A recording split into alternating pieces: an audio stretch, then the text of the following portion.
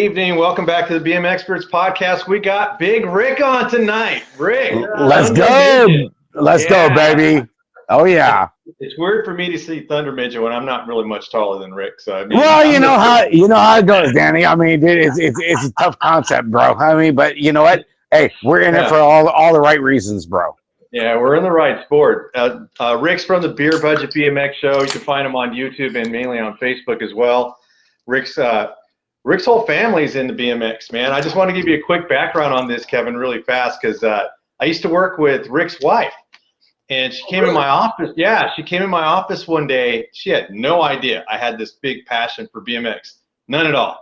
And I used to be a boss, and now I'm just like a guy. But I was sitting at my desk, and she's looking around, and she had like this weird look on her face, and I go, what's wrong? She goes, what's with all this BMX stuff? First of all, I was surprised that she knew what it was. And I go, oh, man, BMX racing, I've been a big, huge fan of it since I was like a kid. And then I find out that Rick's a racer, his kids are racers. They know some of my family. I'm like, holy moly, I didn't even know we had that connection. You know what I mean? You're at tracks, and I probably just didn't notice them. I didn't know them yet. Yeah, I do. We're tight with your cousin, with James. You know, with Westside BMX. I mean, dude, talk about something that should have never gone away. Like, the sport right now needs Westside BMX. You know, the sport needs more people like James. Honestly, I can show you something right now since you brought up that topic. I have it hanging here in my office. Look at that! Look at that bad boy. It was the only race team I was ever on. Oh, dude, you know what? We need more fucking teams like that, man. Honestly, we really do. You know, because like that was heartfelt. Like that was genuine BMX.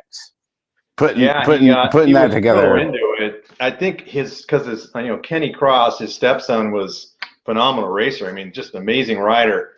Kenny was great. I talked to Kenny like a handful of times, like a month here, a month there, or whatever. Yeah. You know, but a lot of people don't realize what happened with James starting that team off was because a lot of the freaking NorCal or Mid-Cal kids had just got cut from like a handful of freaking factory rides. And oh, wow. And they had nowhere else to go. And James, like, God bless him, he stepped up and was like, made Westside BMX. And it was like, I'm talking like this is Nick Adams and like a whole bunch of kids. Yeah.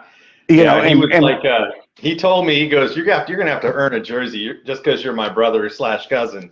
Yeah. And I was like, all right, man, and he watched me race several times, and he goes, okay, man, he gave me a jersey and all that. And I raced at the first time I raced on that team was in Napa. I think it was like a state qualifier. Good old Napa. Yeah, and it was pretty awesome. And then he did a lot of fundraising races. Yeah, for like he did. Both at Luke's Lemons and things like that. Yeah, so he put on his own race events, Kevin, with pro-ams and everything. So the Luke's Lemons thing was so huge, and we haven't had anything like that here in the northern central tracks. You know, with what James did. You know, and like I said, opening that door for a lot of kids that got axed just because it's a tough freaking product for riding for those factory teams and those factory bike shop teams, and a lot of them just got cut, and James came up and Jessica with Kenny too, and rode with Kenny on 510 Bay Area for a couple of years, and he gave that opportunity to a lot of kids to get their foot back in the door and keep them on that social media side of it. Right. For where they can go, and it's just like, okay, a year, 2 years later, next thing you know, they're back on the big name teams. Right. Kept them on the map. He really did. And it was really something awesome and amazing, and you don't see that across the states. At least on the social media side that I'm on. Right. I got a couple show topics for us tonight. Then we're going to do a little bit of trivia. And I know Rick's been wanting to play trivia, Kevin. And I know Kevin's not feeling the greatest, but I'm ready to go now, man. You're ready to go. Okay, I'm chomping at the bit, baby. I'm ready. Yeah, we got thunder, and then I'll be lightning, dude. Yeah. Well, what's crazy is like I ran into Mark Jackson. Mark Jackson, he's a past guest on your guys' show. Yeah. Hey, he's one of my BMX brothers. We've been racing each other for freaking years and everything. The Mark Jackson freaking show was amazing. The one from last weekend with Mike Rodriguez from Crit, was off the cuff, just so freaking cool. And it just so happened that I went to Boomtown in Shasta and he did all the awards. Like freaking Mike Rodriguez did a 4x6 number plate for everybody to sign up there at Boomtown. It's right there in Shasta. It's right off Highway 5. Danny, I seen the Hutch podcast, and it's like, I don't even know where this is at. I'm like, bro, it's right off of 5, but it is number 3 in all the United States for the longest, for longevity of tracks. Sarasota, I believe in Florida is number 1. Waterford Oaks in Michigan is number 2, and then it goes Boomtown in Shasta as number 3. Well, Kevin, I'm officially embarrassed because Kevin goes, so that's right by your house. That's in your neck of woods. I go, man, I don't know where that is. Well, I know where Shasta is. Shasta's, you're probably, 250 miles from Shasta, right? Probably, yeah. Oh, yeah. It's a 3.5-hour drive. I mean, Danny's not far from me. I'm in Manteca. Danny's over there in Lathrop. Right. Well, I'm in Stockton now, so I'm like 30 minutes out from you. Yeah. Oh, yeah. So you're ahead of me by 20 minutes. Yeah. I was going to ask you on Rick, because I was interested in this topic. Your son's on a collegiate BMX race team. So how's that working out? How do you like it? Is it worth it? What do you think, in your opinion?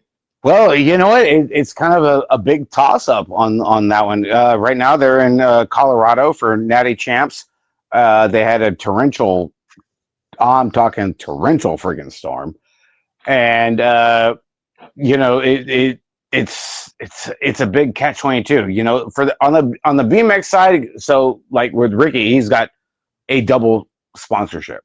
He has BMX and mountain bike. Well, BMX for the past 2.5 years, all they get is like a one and done weekend. With what they do. As far as like mountain bike goes, like it's pretty freaking intense. He's got some great freaking teammates. The major Marshall Gerke, which is he's in line with Nitro Circus and everything else. Ian Davis, Bobby Conley that rides for Factory Rift Tangent. Along with Ricky and with JNR. I don't know.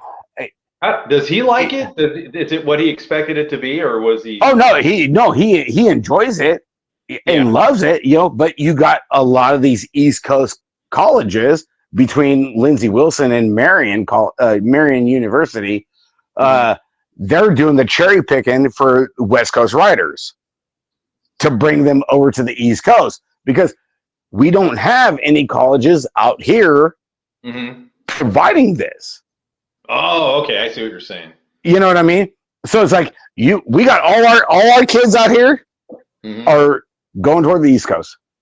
Wow. And it's just like, man, it's crazy. I mean, Jordan Callum is a big hitter. Brianna Winters over there at Marion University, she's freaking Factory Rift Tangent Pro. Wow. Sierra Samhammer, she's Factory Remix. I mean, the list goes on and on. Like, there's some hitters over there on the collegiate side, and we don't have that over here on the left coast. Wow. Unfortunately. Go ahead, Kevin. I don't know what the hell you guys are talking about. Are you talking about a local? Are we talking about state schools? We're talking about universities in California that have their own sponsored BMX teams. No, we're talking college. About college. Yeah. Yeah, it's like a scholarship program for cycling athletes, Kev. Yeah. And BMX is included. So it's mountain, road, and BMX. Yep. On the road and on the mountain, is it cross country or downhill? No, they got 5 different disciplines. You can do enduro, you can do downhill, you can do slalom, you got short cross, and then you have Wow. enduro. That's crazy. I didn't even know they did the mountain bike thing. I just thought it was all BMX. Oh no, the mountain bike thing is ridiculous. Well, they just went to Nico Mullally's resort over there in Tennessee. Yeah. But like a month and a half ago. Mm-hmm. It was ridiculous. Wow. You know, that was at Red Rock Creek. You know, and a lot of the college kids that like say do downhill, right? Usually, and the times that I've been out there, a lot of the college passes or courses, it's a minute, minute and a half, or just under a minute for a run. You know, you go out to Tennessee, Red Rock Creek, shit, this thing is like 2.5 minutes long. And they don't know that. And then they go to Colorado where they had the big torrential freaking downpour. Fast time going off the videos is a high 3, a low 4. And it was taking them 25 minutes to do a pass. Okay. And now, mind you, like this is about 1.5 miles to 1.75 miles for a course on a downhill run. Kevin, do you have mountain bike experience? I know you did the road bike thing. Yeah, dude. I rode downhill a little bit. Never competitively, dude. I have a funny story where when I got out of the Marine Corps, my brother worked at GT. He was a product manager for many years, and I went out with the senior management from GT. We went to Mount Wilson and rode downhill. And my brother let me borrow one of GT. I was thinking I was on like a 91 Tequesta or something. And I was smoked. Everybody in all the senior management at GT. I forgot the guy's name. Galloway. And I almost got my brother fired because I was riding crazy. But listen, this is your brother. You can't be working at GT, dude. And I'm sorry. I won't be. But anyways, yeah, I rode on mountain bikes a little bit. Yeah. Right on. I've got like 0 mountain bike experience, man. But I'm gonna tell you a little story about Ricky, Rick's son. He was probably about, oh man, I don't know, Rick. He must have been about 8, 9. I don't know how. He was young. Oh, he was a little pain in the ass, dude. That time. We were at a local Kev and his gay practice, and he goes, Danny. I go, what, man? He goes, are you fast? I go, yeah, I'm fast. He goes, can you beat me? And I'm like, I think so. He goes, let's race. And we were in gay practice. I beat him to the first turn. Right now, I'm in my 40s at the time. I'm an older guy, and he looks up at me. He goes, yeah, you're kind of fast. There's no way in the world I could beat that kid now, dude. I couldn't. No. It's a tough process, Danny. Honestly, like I was in Kentucky about a month ago, you know, and hanging out with all these kids, right? Marshall Gerke, Bobby Conley, like West Coast riders, you know, like all the NAG kids. And I'm talking like the smack talk is like so ridiculous, but they are so fast. Like it is ridiculous. Next level. It is. You know, I mean, you look at EPOP for Huffy, you know, with the U23 and the junior men that goes on these national weekends. And it's like, you know, Ricky started kicking my ass when he was 14. Yeah, that's about right. Like I'm like, fuck, okay, dude. Like, dude, I got nothing for you, dude. I mean, I'll sit back and talk, do the smack talking. Other than that, like, I got no smoke. I don't. Yeah. We only got so much in the tank, dude, at this age. Yeah. The only other thing that you can go and take toe to toe with these kids is if you have a little bit of mountain bike experience. Okay. Yeah. So like Ricky, he can go and freaking yard my ass up to 30 foot out of the gate. But I tell you what, doing downhill, I could take him to fucking Tuna Town on that shit. Okay. And that he's chopping hard at it. You know, he's working really hard because he wants to go and freaking chop all the biscuits right there. But it's like, dude, it comes down to downhill. I'll take you there. You know? I was telling Kevin a couple shows back. You know my cousin James. Mhm. and I've got a few years on him. I was just telling Kevin this story. I was always faster than him, and then one day, man, he's about 14, 15, and he just smoked me to the first turn. And I was like 18, 19 years old, man, and I'm like, damn. You know, he looked back at me. He goes, "I beat you finally." I'm like, "Yep." I just shared that story, man. James even let Danny carry his national trophy in from the car, dude. Oh, you had to bring that up on the way back from Silver Dollar Nationals.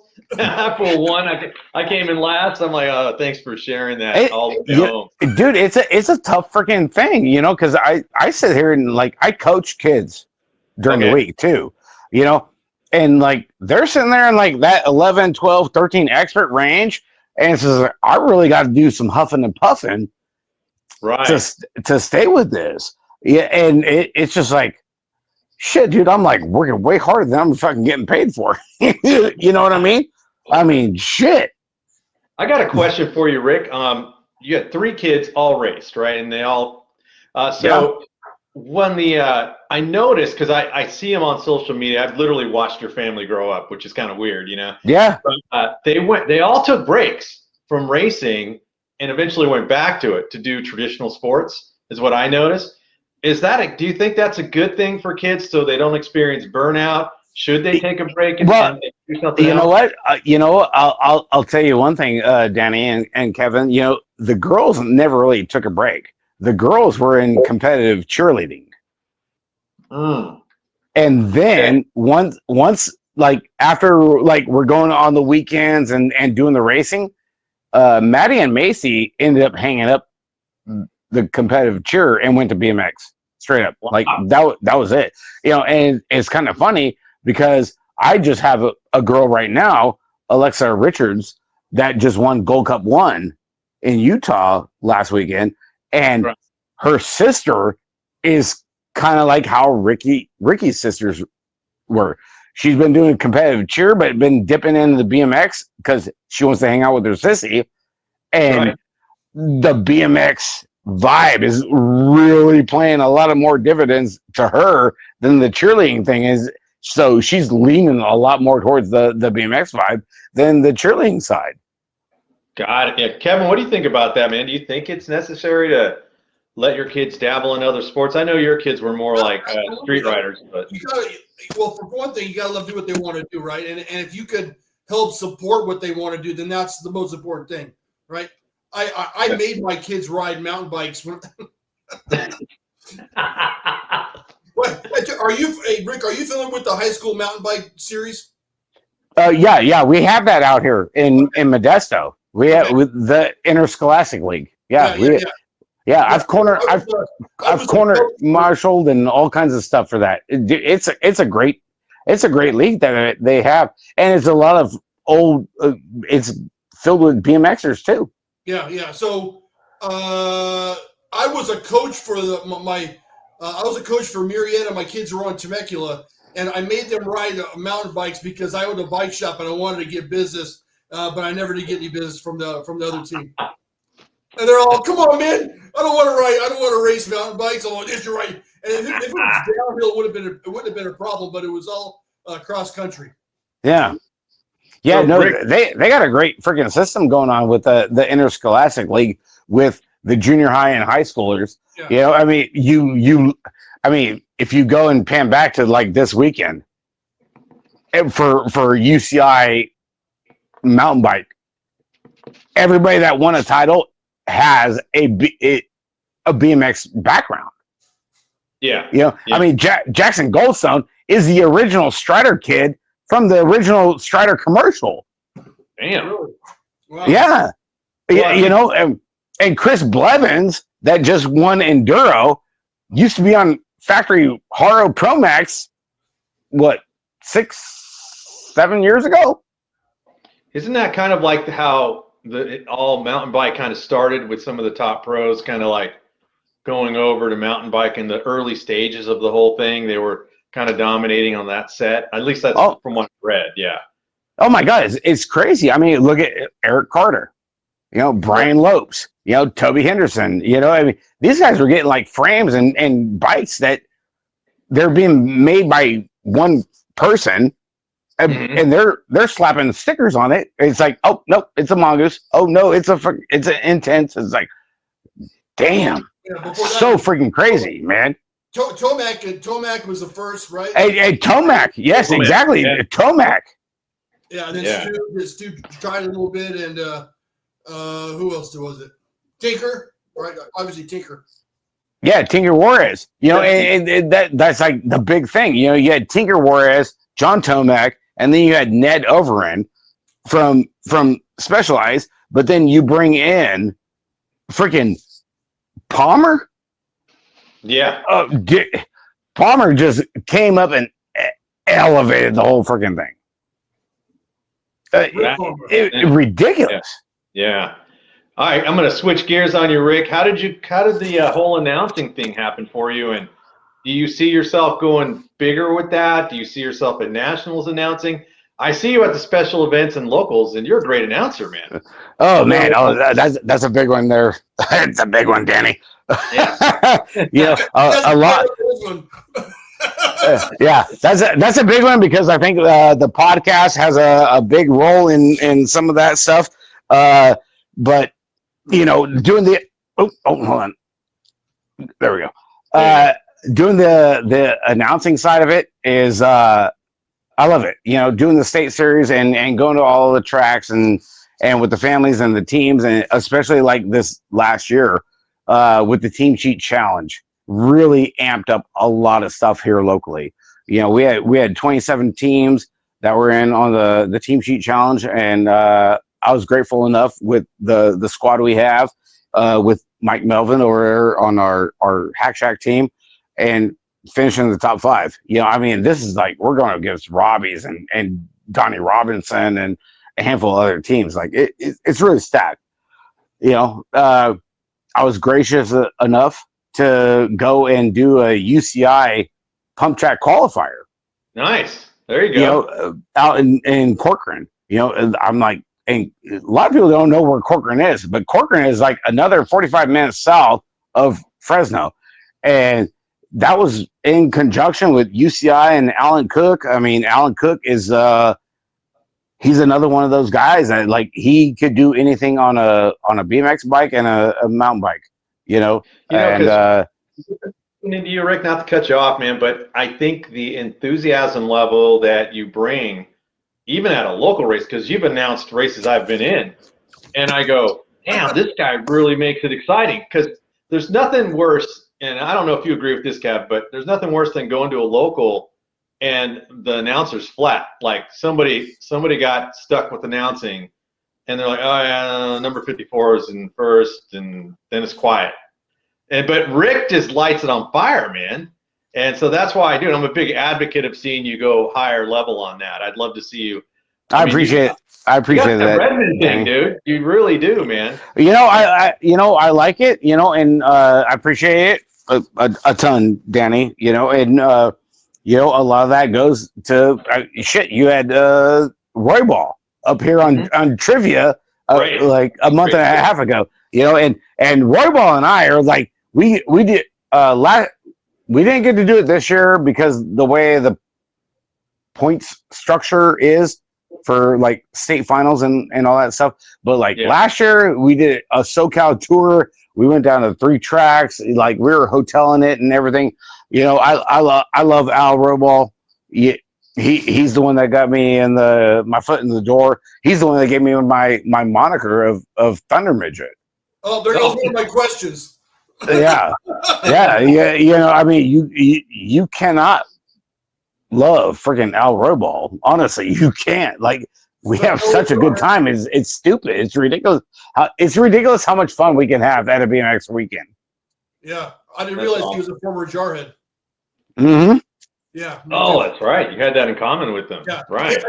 So about the announcing thing, about Danny, you touched on it, where the excitement and the emphasis on when he's announcing. I mean, do you? I mean, obviously, you? So I would assume that you're just as excited for the guy in last, or the kid in last, as the kid in first, right? I mean, so I think it's always kind of cool when this isn't your best race, but the announcer's saying your name, and he's saying something funny, or he's saying something cool about you, I think that you already know that, right? That you do that already. Yeah, no, I love announcing. Announcing is good. For a lot of people that you guys probably don't know, but I tell it to a lot of the people. It's like I grew up as a kid in the '80s watching WWF. Okay, not WWE, but WWF. Okay, like these guys are like doing interviews and shouting at the screen, and it was the best thing. And that is what always was embedded into me, it's just like you got to be excited. Get the stoke. These kids are out there freaking busting their ass. I know it. Okay, I race too. I'd race downhill on mountain bike too. Like I'm there. I know what the feeling's like. And to all those parents, it's like, you know what? Leave your kid alone. Okay, they tried their best. All right, don't bust their nuts. All right, tomorrow's a new day, kind of thing. So your first race that you announced, were you sitting around the track and then the TO goes, "Wait a second, our announcer called in sick," or it's pretty. And you say, "Rick, you're up," and you're like, "Okay, I'll do it." Or it's pretty much. That's pretty much how it went, Kevin. Honestly, it really is. Here at my local track here in Manteca, that's 5 minutes away. They had a little fiasco like behind closed doors and didn't have an announcer. It's like, okay, hey, I'll jump in, no problem. That's the way it always works, man. And jumped in and all that stuff, and then my team owner, Mike Melvin, that runs the Hack Shack and everything, been running the parts shack for a handful of years. It was a good shit. Catch 22. You can't ask for anything better. It's like you get your team sponsor and everything running the parts shack. You're running the announcing side of it, and it's like this is great.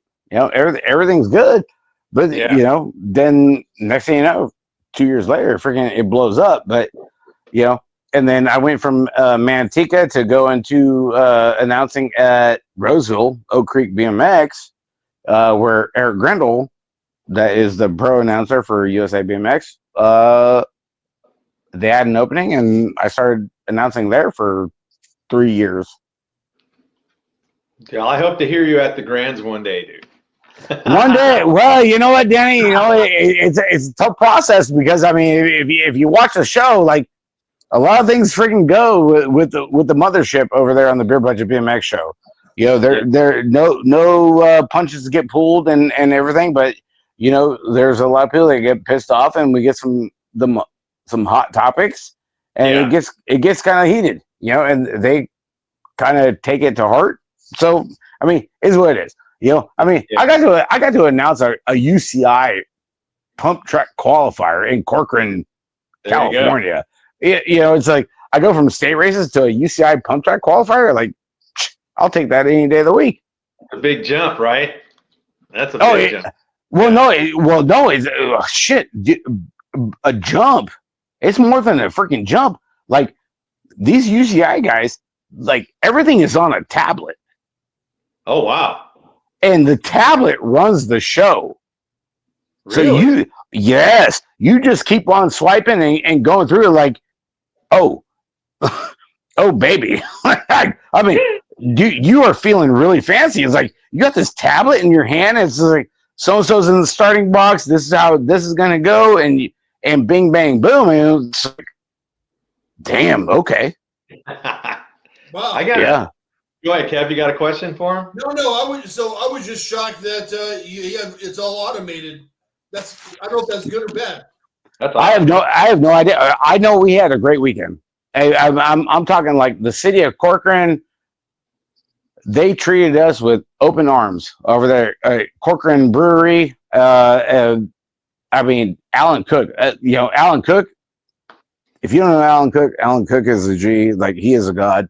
He's big on the Recon MTB podcast, and just presented that opportunity and was like, fuck, shit, okay, let's go. Kind of one of those things. It's like never done a pump track race in my life, but okay, I'm down. Let's go. I'm going to shift gears on you again, Rick. Hope you don't mind. I go from topic to topic here, so we're going to roll. They just did the whole shot challenge. No, it's San Diego, baby. Tyler Brown. Woo! Tyler Brown's track, right? So I got a question for you, man. Should there be a specific track laid out only for that purpose? So you got one straight, several obstacles, the finish line's after the first turn. So instead of using a traditional BMX track, there's a track for it. And is it sustainable? If there was a series where we're going to do we're going to do 10 of these, or maybe 5 of them, we're going to have a champ at the end. Is that something you think is feasible? If it was, do you think it would get any traction? Hey, I'm all about doing a whole shot challenge. Honestly, I really am. Or even a pump track challenge. You know, with what Nick Keeman has going on over there overseas. You know, and you know the crazy part is like we got a lot of families over here in our area. You know, in NorCal is like, why does San Diego get to have their state finals a month after our finals? Because our finals were on the 6th and 7th of September, you know. But you go and throw that in there. The whole shot challenge has always been great. I've watched it for the past 3 years, 4 years that they've been doing it, and Tyler Brown puts on a great event. You know, one year he had Grindle out there. Last year he had the coffee chatter guys. He had Tori and Eric, he had Tori and James Palmer out there, you know, commandeering it. And honestly, like they were in the middle of turn 1 calling the whole shot. It's like, ooh, baby, like this is getting juicy. What do you think? What do you think on that, Kevin? Do you think that's a sustainable series? Do you think that's I like it? But I don't even see why I need a first turn. Just have one straight with all the obstacles. Speed jump, double jump, step up, whatever you want. They do that in They do that in motocross where they did see that before, One straight shot, man. Full bore, full blast, bars 8 people wide, and see what happens. I think that'd be kind of cool too. Yeah, no, I'm totally with that too, because I never being an announcer and all that stuff, it's like, okay, the exit of 1 is going to be the whole shot. It's like it should just be the entrance into 1. All right, you're barreling down the first straightaway. You know, you can't let the turn kind of navigate the finishing order, because if there's a pass in the first turn, so technically that guy wins the challenge. Yeah, you know, and that's the hard part where it's just like, dude, if you just go balls to the wall to the first turn, and then you win into turn 1, everybody ease up. Okay, and that's where the timing or whatever goes. You know, you can't go whole shot exit of 1. Yeah. Because there's a lot that can happen in turn 1. You know? Yeah, definitely. I love traditional BMX racing, but I also like to see a little bit of that flavor like that, because I think it takes away from the monotony of it all. Yeah. No, it's really good. You know, and Tyler gets a great showing for his whole shot challenge. You know, you don't see a lot of that across the board for other BMX tracks, you know, throughout the states. You know, I know my buddy Justin Tompkins over there at All Things BMX with his podcast. They did a 46 and over flat pedal challenge, and they did a 4-race series that they ended up getting a bigger turnout than they expected. And Justin was like backpedaling. He's like, bro, I didn't think it was going to be this big. I'm like, that's amazing. That's a good time. And, you know, a 46 and over flat pedal challenge. And that was between Michigan, Ohio. I've seen some of those clips on YouTube. Yeah, and I think somebody else or another state over there, kind of close, you know, but it just knocked it out of the park. Did a fantastic job, you know, and we don't get a lot of those opportunities or those events. Do they have that at Roseville, 40 and over Pro-Am at Roseville? You know what? We actually do here in the next 2 weeks, end of October. You know, we it's the 40 and over, not so slow am. We haven't had that for the past what I think 3 years, and they're bringing it back this year. You know, and it's what three weeks before Grands. So Kevin, better start doing some sprints, Kevin. Yeah. I've actually watched one of those in Roseville, man, and I go, damn, these guys are fast. It's strange when you forget how old they are for a minute there. I'm like, wow, they're fast as hell, man. I'll just watch. I'm 60 and over. I'm down, dude. Oh God. Oh my God. There you go. So I got another question for you. Is carbon fiber effective compared to aluminum and chromoly? Is it necessary? Is it safe? What's your opinion on that, Rick? Ooh. You know what? Carbon fiber has an expiration date.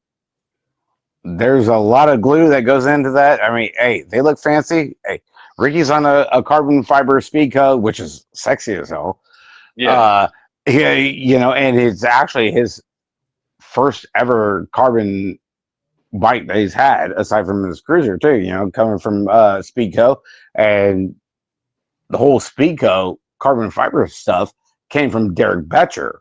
You know, Derek Betcher, which I'm surprised you guys haven't had him on the show, because like this dude, he will break their meters on the stuff that he's done.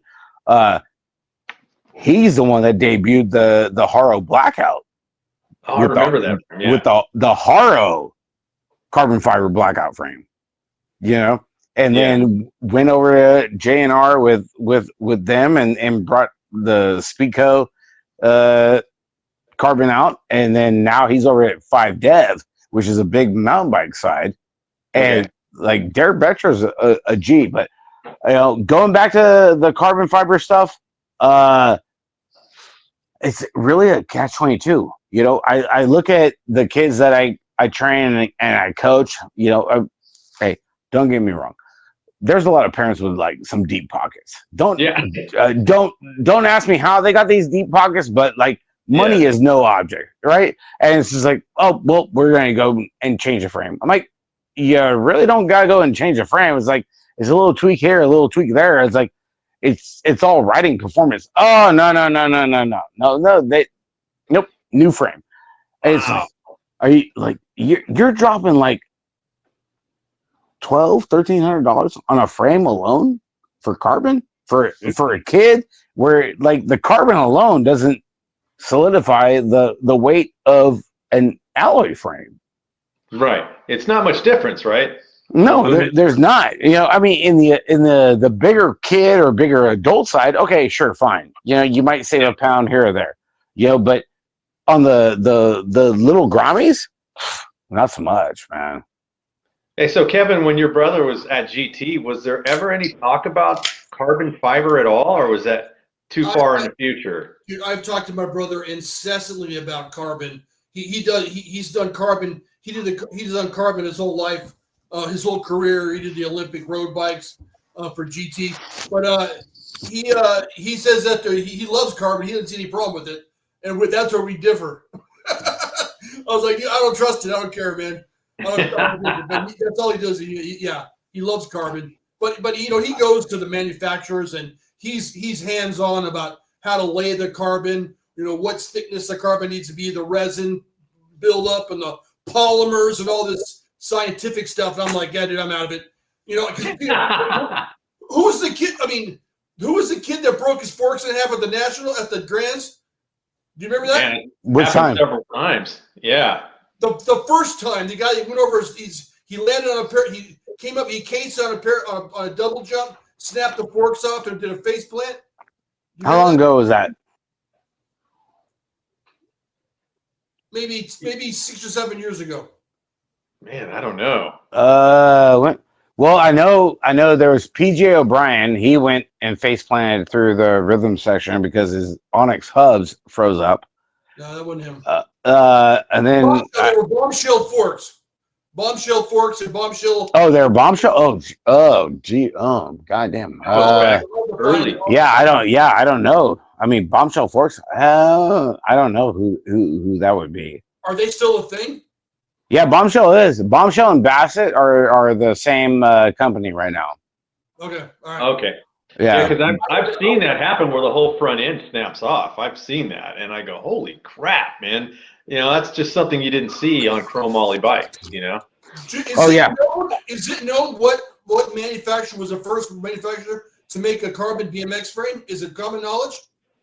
it was. I believe it was Bombshell because they did the Avent frames where they had carbon inserts between the seat post, chainstays, and the top tube, and the top tube and down tube were carbon inserts. As far as I know, Didn't Supercross do it in the 80s? they could have. I mean, but as far as I know, I don't know.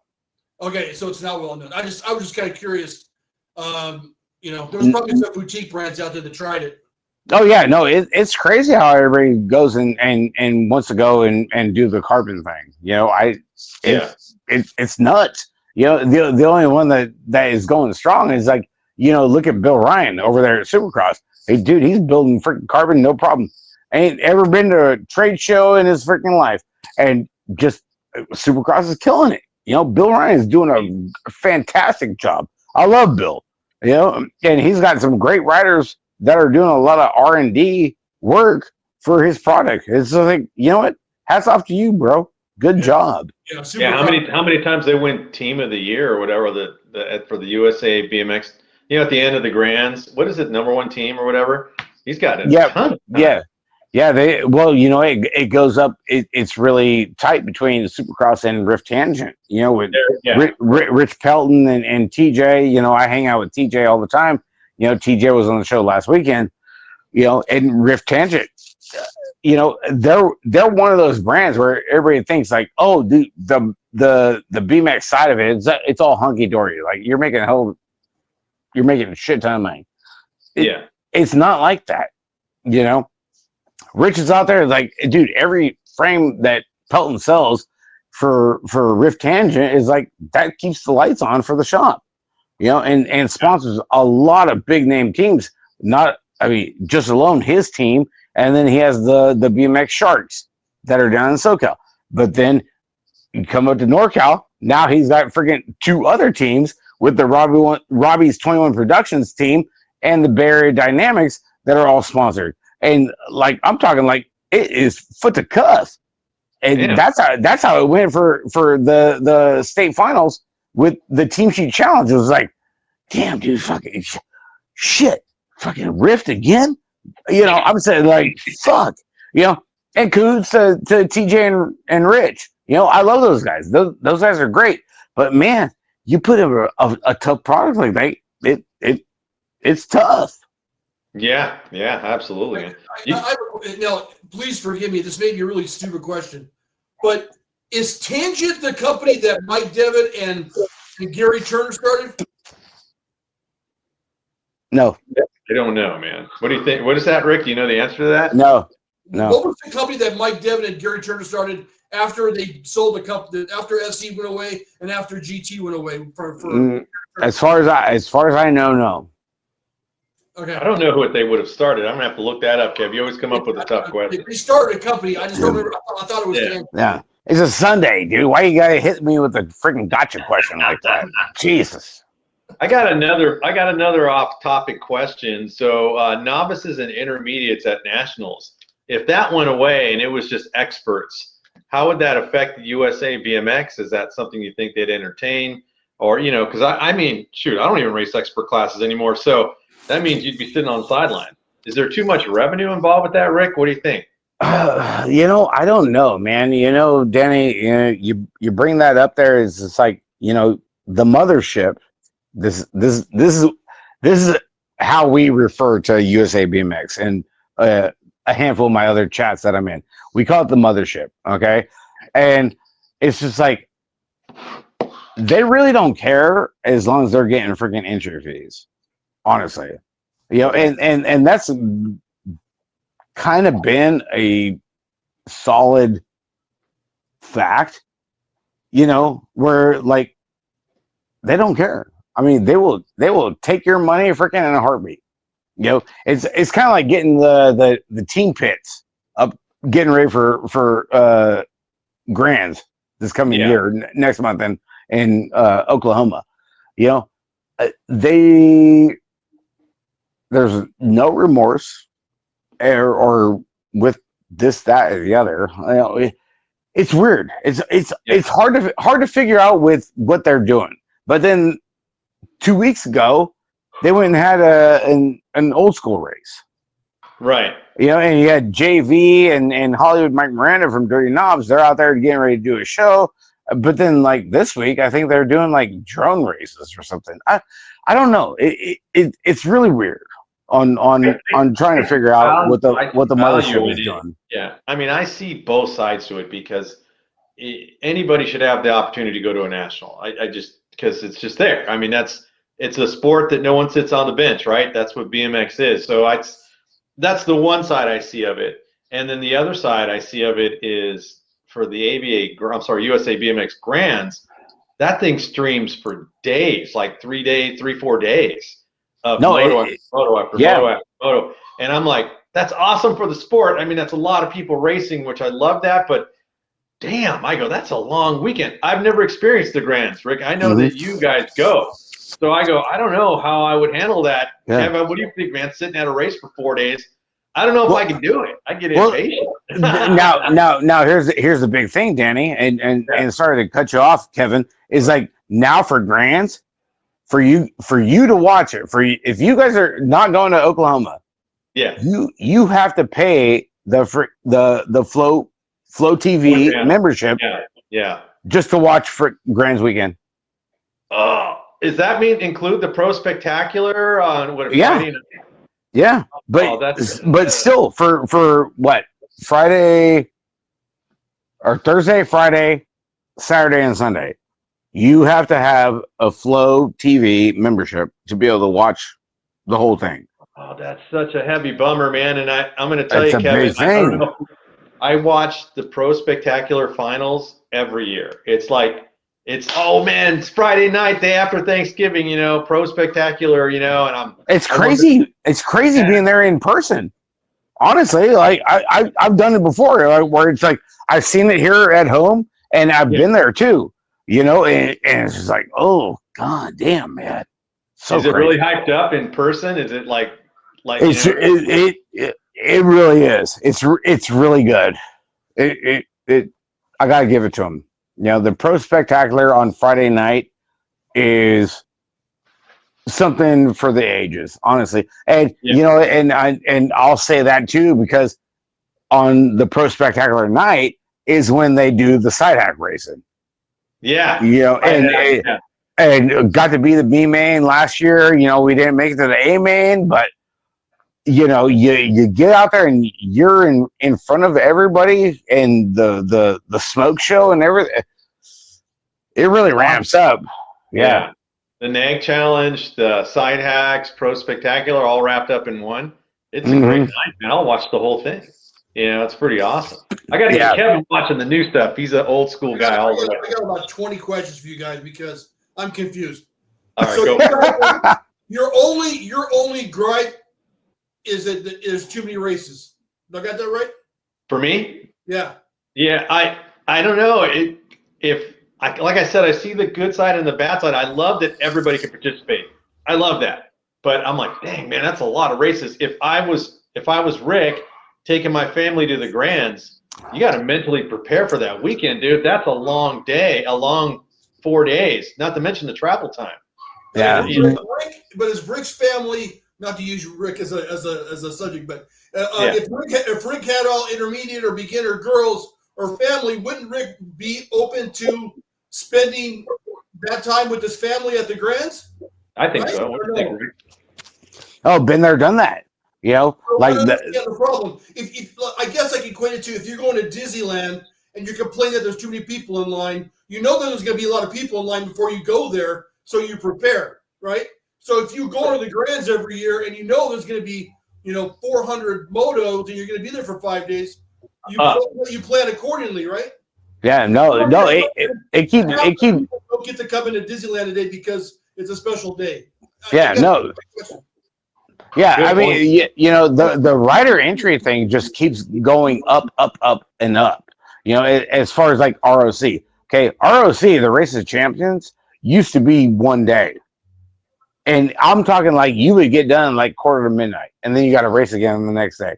Now ROC is 2 days, so now you got ROC and then regular grands. That's 4 days of racing. Wow. Yeah, all I've ever heard from anybody is we need to get more people in the sport. We need to get more people in the sport. The sport's dying. The sport's dying. And then when we get more people at the grand, we say, wait. There's too many fucking people. We need to cut it back. yeah, no, there are a ton of people. Yeah, no, hey, no, that's facts, Kevin. Hey, you go out there, you're in the Tulsa Event Center, and you're walking through this. I'm talking like it is like 2 football fields enclosed, right? And you are just there are team pits and factory tents, and you are just walking into like a conglomerate. That is so amazing. It's insane. Yeah. I can't emphasize it enough. Well, I hear you. Honestly. Dude. I hear you. So then why the F are people saying BMX is dying then? Good question. I think it's because like their local programs and everything. I know I had Nate Howard from Lancaster BMX. He's a track operator, and we really don't do interviews on the beer budget BMX show.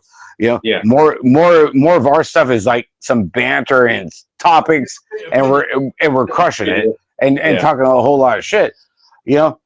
But then like you get like a handful of these track operators like are going and trying to build their program and building up the local scene. Like shit, dude, like it's really tough, and you feel for them, and they got a lot of stuff, like whether they're dealing with county or city and all this stuff. I think that is like the big part that is killing the BMX side of it. And then there's times too that I think USABMX is killing itself on top of a lot of other things. I mean, and that is really just of being so broadband of how the Beer Budget BMX show goes, and talking with everybody, where it's just like, dude, don't let BMX kill itself. I mean, one of the big things that's been lately that a lot of people have shunned an eye to is what's going on with Mongoose. The head dude from Mongoose just bounced 2 weeks ago. What? I didn't know that. Yeah. So I mean, I put it on the Beer Budget BMX page, and then next thing you know, they got 2 marketing people from what is it? Poon Holdings, which is the proprietary shareholder of Mongoose and Pacific Bikes, let go of 2 marketing people. And then I had one of my good friends, Carl Lamers, that if you don't know who Carl Lamers is, he pulled a 1770 at the Toyota Triple Jump Challenge last year and lost his eye. Whoa. Yeah. Damn. So what does that mean for the factory riders of Mongoose? Is it still that's the thing. I mean, you look at Kevin Perazza and Cam Wood. Yeah. Like, is their payroll that big where they got to start cutting people to pay them through the end of the year? Nobody knows. It's weird. It's crazy on how quiet some of the stuff goes. When you bring up some of these topics. I mean, hey, I'm an internet geek. I love the sport. I follow everybody. You know me, Danny. I go, I race, I announce, I team manage, I go hit I do downhill. You got to be in it to win it. Really, honestly. I'd hate to see Cam Wood, our defending champ, go in their grands with no sponsor. That seems nuts. I thought Kevin Perazzo rode street. He races? No. I'm just saying on the freestyle side of like the payroll of Mongoose. Okay. You know, so like you're looking at your mongoose and you have a payroll. It's like, okay, I got to pay freaking Kevin this. I got to pay Cam Wood this. It's like, shit, now I'm out of money. Okay. Yeah. I hope it works out because I like to see mongoose out in the mix of things, and to see Cam Wood, you know, dominating that. Well, I don't know if he's done, but he's doing great in the lead pro running the mongoose colors. That's awesome. He's doing a fantastic job, and you know, you got Cam Larson over there for Answer S Squared, you know, which is one of my sponsors. But then you got Ethan Popovich with Nick Long on the Huffy side. I mean, I mean, look how big Nick Long and Ethan Popovich have been coming, you know, this year, and they haven't even come out with the cruiser yet. Shit, Huffy comes out with a cruiser for like a lot of guys our age. Oh my God, it's a wrap. Their stuff is quality. I see some of it online. The Huffy stuff. I don't know if you've seen any of the new stuff, Kev, but it looks pretty sick from what I can tell. You gonna buy it? Well, I don't know if I can wrap my mind around riding a Huffy because I'm a kid of the '80s. So the answer is no for all three of us. Yeah. I'm telling you, like dude, it's crazy. It's kind of like when the what the hell was it? The Sigma bike came out. Yeah. You know, like the Huffy Sigma. Oh my God! Like this is Huffy right now. Huffy right now is like Sigma 20 years ago. Why is the Huffy Sigma? Is that good or bad? I don't even know. I think the Sigma was a waste of time. You agree with me, or do you think it was good? Dude, it's so popular still. People still want the stupid bike. I don't know why. Shit, it was popular when I was a kid. All I wanted was a GT freaking goddamn VTR or VFR, and then everybody's got the Sigmas. I'm like, shit, dude, here we go. Like, are you kidding me right now? You know, it was like I'm fighting tooth and nail with my parents, and it's just like I just want to go race at fucking Sonol BMX, man. You know, hey, it's just like I got a polished Kent.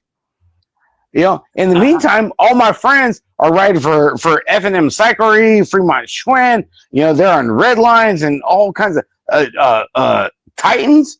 Man, when Titan came through the Bay Area, holy Jesus Christ, baby, hold on to your fucking helmets.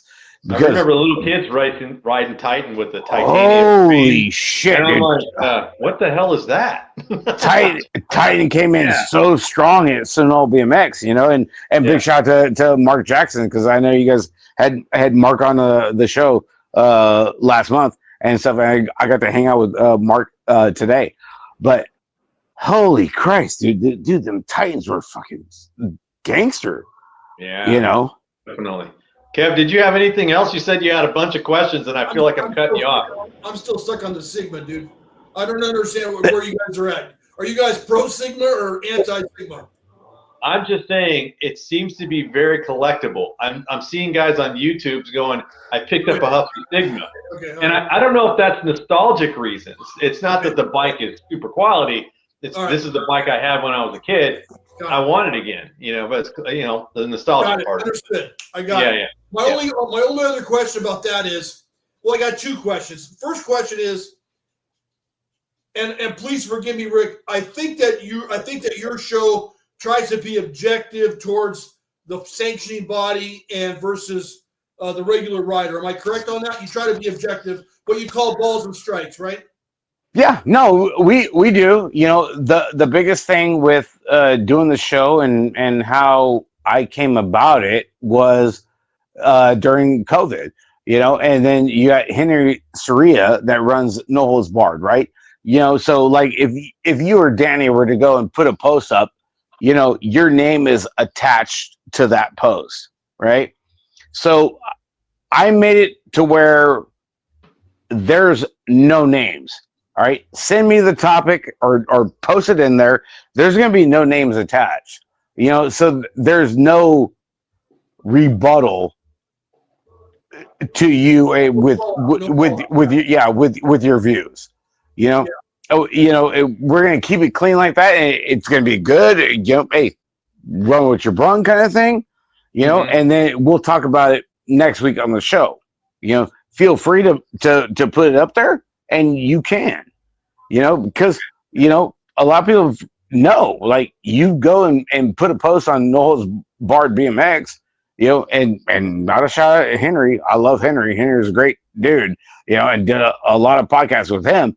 But your name is attached to this, and then you end up getting singled out at your local or at a national or a state race, and I wanted to kind of take away from that and be like, hey, dude, there's no names.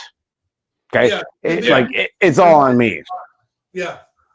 So do you think, are there other guys out there doing what you're doing, but are maybe not so objective? Because I'm looking at it from USBMX's standpoint, and I think Danny said we can't be eating our own, and I think a lot of guys we're eating our own or their own, right? Where a lot of guys are super hypercritical of USABMX or USBMX, and it can't be helpful to the grand scheme of thing.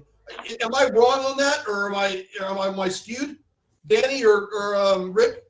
No, you're spot on, Kevin. I know they did like 3 years ago. They took a spoof off of one of my shows to go and try and help out their pool podcast that they do, and it didn't work out. They literally took the whole format, and I remember Mike and I sitting in the garage, over there, the Hack Shack compound where all the side hacks get made, and then where we do the show. And it was like, you believe this shit? Like, they literally like copied it and try to finagle it to be their own thing. Like, this is fucking stupid.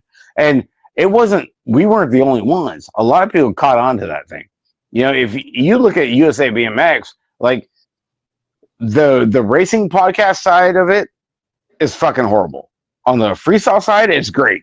Dude, Kyle Carlson kills it. Kyle Carlson is the dude for USA BMX freestyle and does a spectacular job. He's been on Dennis Anderson and Kyle with Fudger over there at RBMX, numerous times, and does a great job. It's just like, it's like, okay, cool. Take my format. I don't care. Let's see how that goes for you. Hey, you ever heard of Devin Smiley in freestyle? Who? Devin Smiley?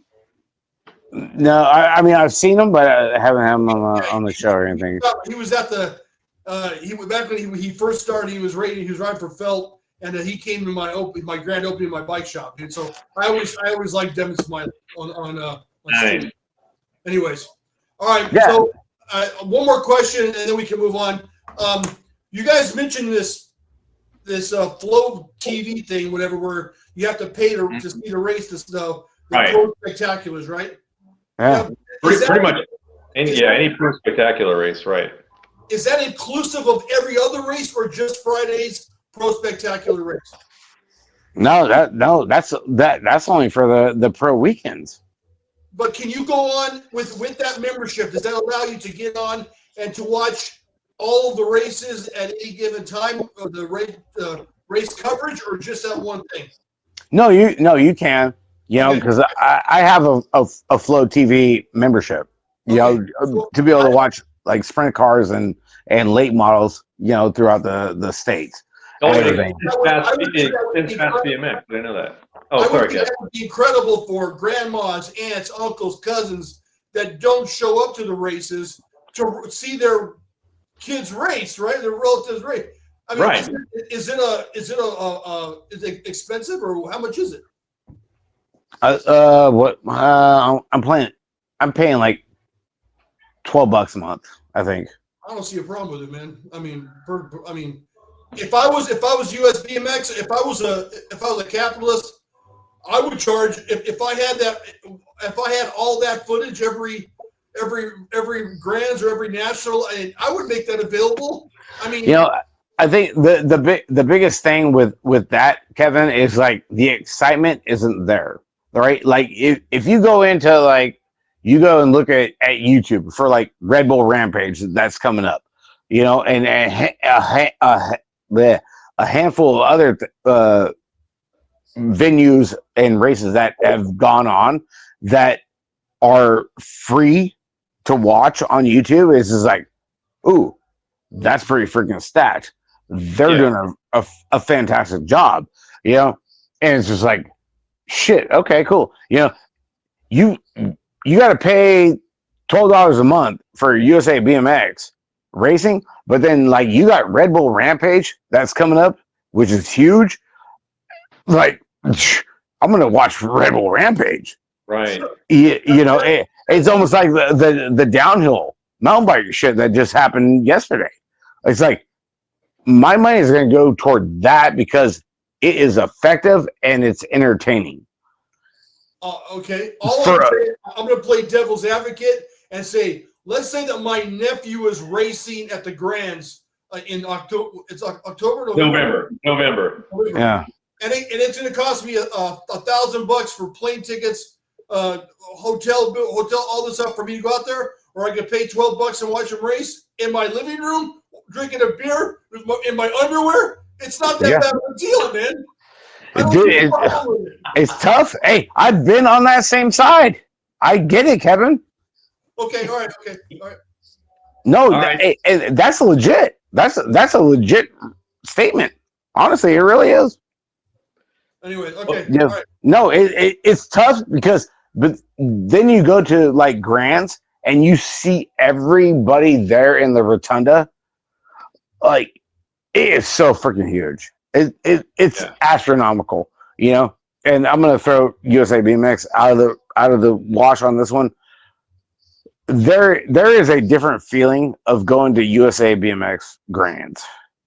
Okay, as far as like the teams, the factory teams, the bike shop teams, the mom and pop teams, and everything, the manufacturers that are out there, like you can't take it away. You really can't. Greatest race on earth, man. That's why they call it that, you know? Yeah, no, I mean, it's crazy. I remember when it was like a week to go and do it. Now it's a week and a half to go and compete with the greatest race on earth. You know, I'm telling you, man, honestly, dude, I get more excited to watch that Pro Spectacular than I do to watch the Olympics. I want to see who's going to win the title. It's always been a big deal to me. I used to wait for BMX magazines to come out, sometimes 2 months after the Grands, just so I could see who won the title, because we didn't have the internet. Yeah, no, I get it, Danny. You know, and it's crazy. Like, coming from like the sidehack side of it, where it's like we're the B main of the Pro Spectacular at Grands, and like you go up there with like the smoke show, the fireworks, and all this, and you have to qualify at Hardesty 2 days earlier on a Tuesday. Oh, really? I didn't even know that. You know, and so like you really got to freaking balls for the wall and fight your ass off to make the B main and the A main for side hacks. But when you're behind the curtain, oh my God, like you feel like you are a fucking Olympian. That's amazing. You really do. Yeah. Is there such thing as a world champion hack team? Is there such a thing? Is there such a title? I don't. Shit, Kevin. You know what? I don't know, man. I don't think so. I mean, I know it, dude. It's big up for when we do Frogtown and when we do Dirty Fest. You know, I know it's really big. Maybe I missed it. I thought it was at the Nationals they do hacks. That's at the Grand Nationals. Okay, so who? It's just Grands. Would it make sense? Whoever won the Grands is the fastest team, or no? No. It's a crapshoot. Yeah, it's just a one-off event, man. That's it. You got to qualify at Hardesty, the headquarters over there in Tulsa, before you even make it to the Grands. To the show itself, huh? Yeah. You have to go and qualify outside, which the track, the course over there at Hardesty is not easy. You know, especially from side hacks. Yeah. It's really deep because I know 3 years ago when they first started it, our carriage was too low and it was chopping the lips at the jumps. and we kept bottoming out. So after all that, hey, got our ass handed to us. Got home, talked to Mike Melvin, and it was like, dude, we gotta lift the carriage up a little bit. If this is gonna be a thing, a little R&D. Yeah. I mean, who would have thought R&D with a side hack? That's funny. But honestly, we had to.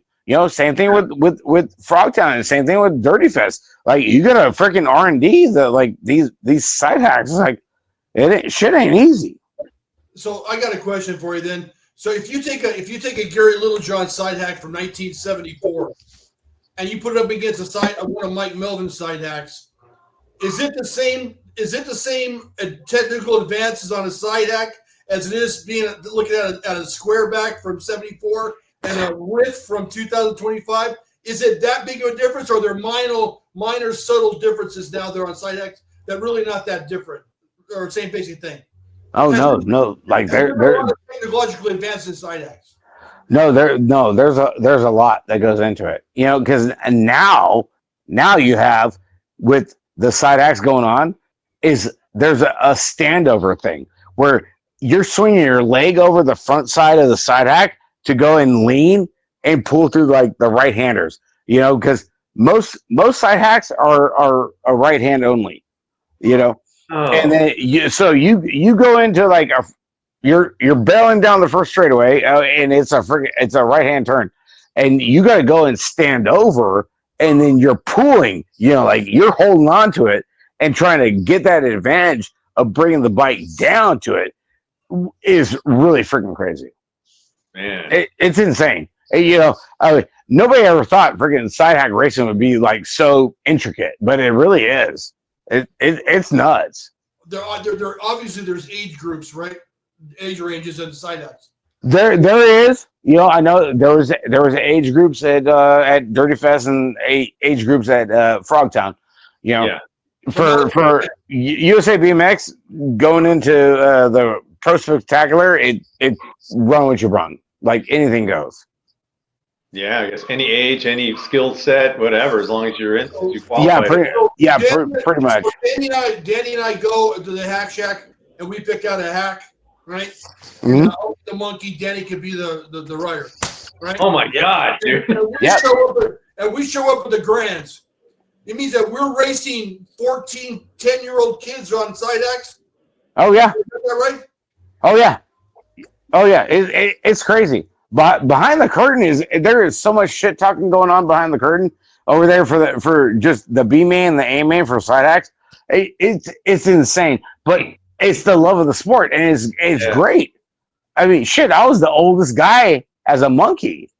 Usually I was always the pilot, but it is the greatest time. Like, you're out there smack talking kids in the 15, 16, 17 expert range, and it's just like, it don't get no more glorified than that. That's awesome. Like, honestly, like, what's the more preferred? Do people want to be the monkey, or they want to be the peddler? What's more desirable? You know what? For that one, I mean, for being like 5'3", being the monkey is good.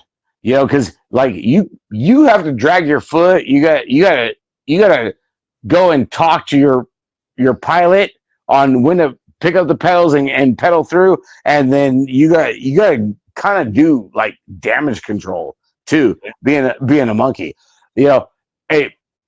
it's busy. It's really busy doing side hacking. Is there one frame that Mike prefers his hacks to be used with, or industry standard? Is there one frame that people think works better than others, or no? You know what? With Mike and how the jig is set up and everything, like, it is pretty versatile. With the S-Square Claiborne frames, a couple Chases and Vendettas. Mm-hmm. He's done a couple Mongoose here and there. I mean, he's done everything from, like, 16-inch, 18-inch, 20s 26, and even crazy part is like the wheelie bike guys, like 29. He made a 29-inch freaking side hack. I'm like, Oh, what the hell are you doing, dude? I mean, it was the craziest thing I've ever seen. But hey, dude, get it, baby. Let's go, bro. You know, people gonna buy that. I guarantee it. That'll. 29, dude. I'll be your monkey, dude. Come on. yeah.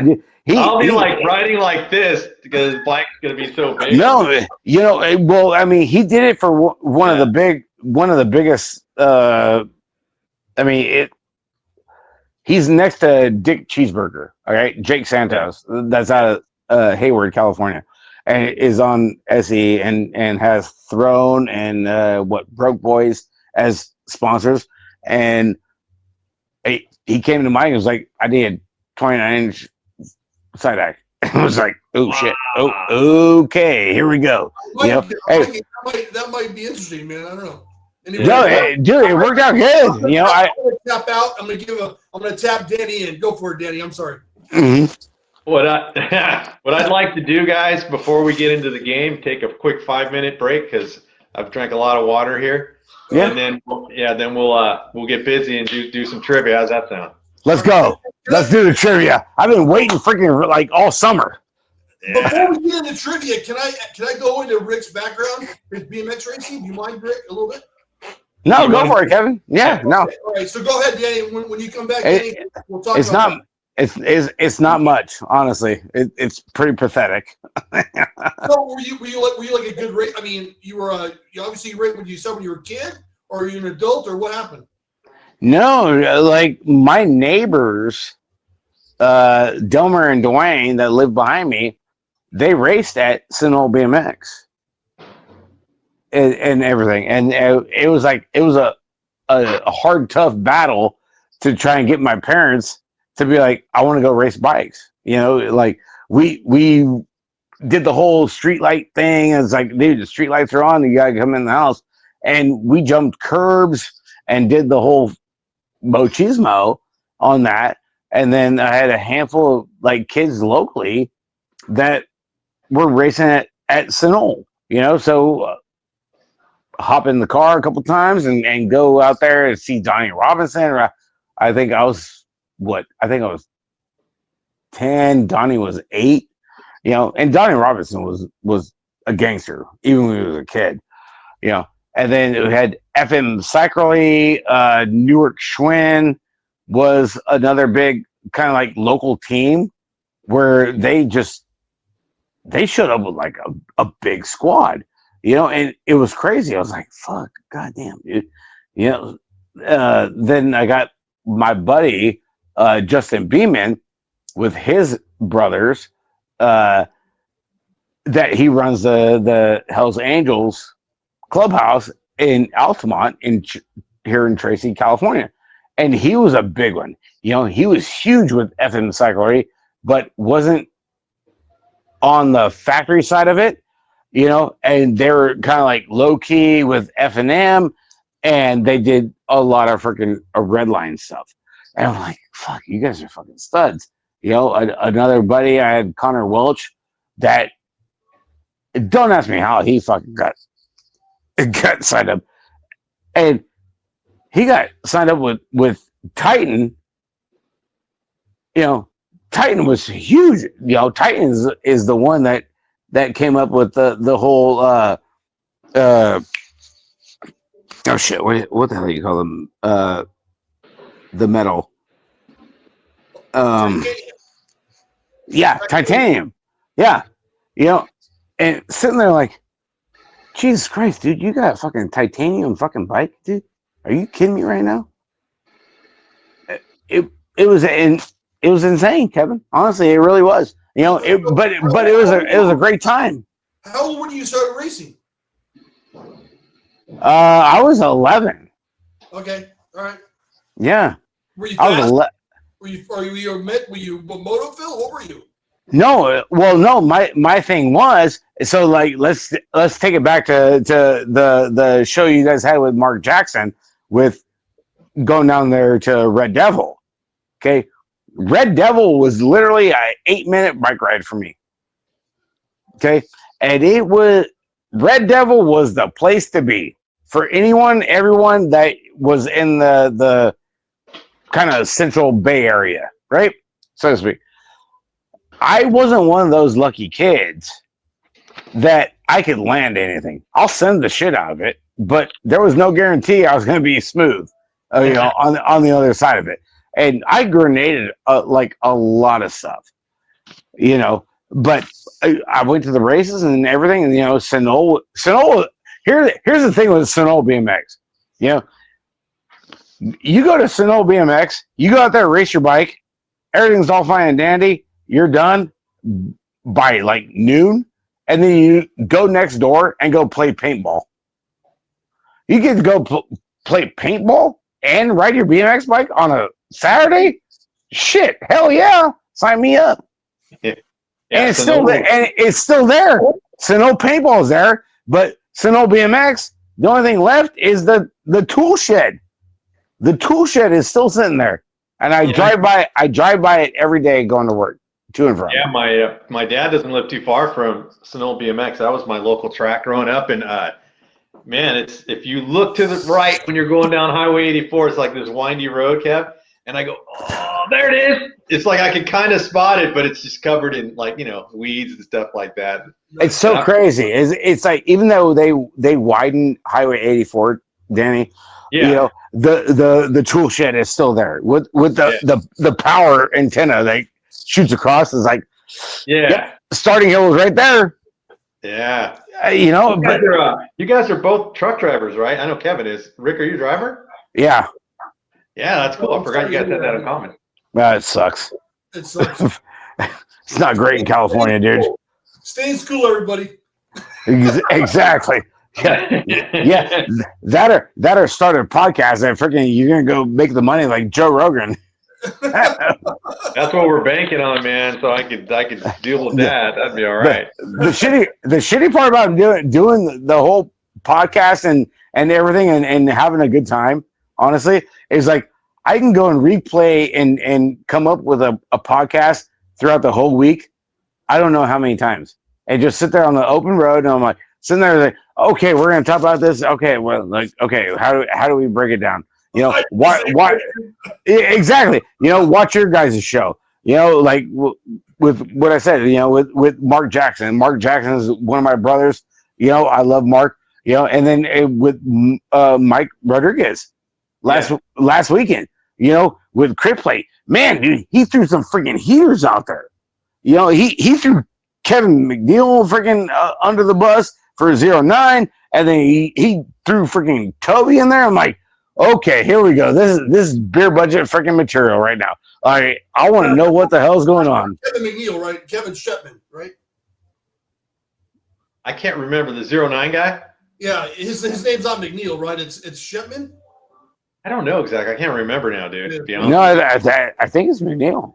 Yeah, I know that he had I like Mike because he's so raw, man, and uncut, dude. He's just gonna say what's on his mind. That was a lot of fun, man. He did, and like that was the best part. I'm sitting here like eating dinner, and I tune into you guys' show all the time, and I'm like, ooh, Rodriguez, ooh, shit, Rigo just dropped a fucking banger right there. Huh? I'm like, okay, let's go social media. I can't wait for Monday morning to see what the hell happens on this one. That was good. Thanks, man. He's coming back, too, so we're ready. Right? That's what's hot on the plate. All right, so you guys want to play? I'm ready to go. I gotta knock Holly Dunn off her pedestal. Chang Star, this little motherfucker. I tell you what, dude, Jason. Hey, we're playing for keeps, dude. Chang Star gives me all kinds of shit. I love Jason. Jason's a great dude. And same thing with Holly. Good times over there at Dirty Fest earlier in the summertime. But into the Arizona Hall of Fame. Oh, we forgot to mention that. Yeah, I tried to watch her speech. It was like I think Woody Story was streaming it, but the volume was so low I couldn't really hear what she was saying. They had that this weekend. So shout out to everybody over there in AZ. They're good folks, good friends, and everything. But it's always good competition, especially when you're on a podcast. So it's like anything goes. Right. All right, Danny, go for it, bro. All right, so Rick, you've probably seen it before. So we have two topics. We have BMX and we have culture. All the pop culture questions are more or less 80s related. I've got a good number of BMX questions tonight, and I've got some bonuses in there for you guys tonight. Thank God, because I gotta knock freaking Nick DeSanti and freaking Colin Styles off their freaking pedestal. Okay, because these dudes they like to talk a lot of shit. Yeah, we're really hoping that we can do like a championship thing on this. Me and Kevin got away from the trivia a little bit. We were trying different things, Right. But this is one of our favorite things to do. No, I love the trivia shit. I mean, try being on my side. We're doing a freaking podcast that we do live, and I got to worry about the chat room. You guys are recording it, man. Yeah. Easy peasy, baby. Yeah, it's much better this way. All right. So Rick, you're the guest. You go first. You can pick which category you want to do. If you get the question right, it's a point. If you miss, Kevin can steal, vice versa. Some of the questions have bonuses. You can get 2 for 1. If you win, you're going to earn some points for the battle chart. And let's go. What do you want to do? Got to do it. Okay, let's go. Repop. Or no, what? Pop culture? You want to do pop culture? Yeah, pop culture. There's so many people that freaking just stepped on their dicks on the pop culture. I'm like sitting here like throwing shit at my TV. I'm like, dude, are you kidding me right now? So yeah, we're going pop culture. All right. Which band had a massive hit with the song "Don't Stop Believin'" in 1981? Journey, man. Rick says I'm in. Got the first one. That would have been one you would have went like, how come you don't know the answer to that, huh? Dude, hey, whatever you do, just don't suck. That's what a lot of people think. Hey, dude, you're going to do another show? Just don't suck. Okay, cool. Yeah. All right, Kevin, your turn. What do you think? Pop culture. Pop culture. All right, here we go. What song had the lyric, "Because in this life, things are much better than the afterworld"?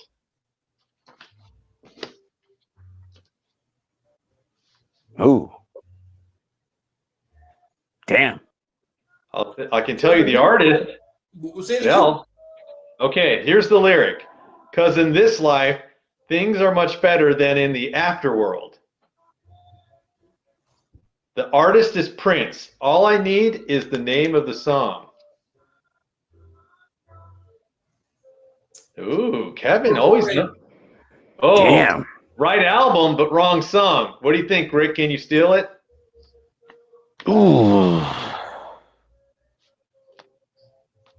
Is it party like it's 1999? Good guess too, but the wrong answer. It is. Damn, that was a damn. Corvette.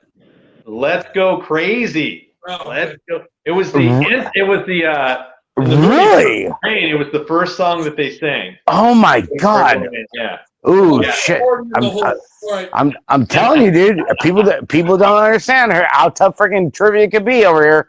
Pop culture is harder. I think it is. That's why.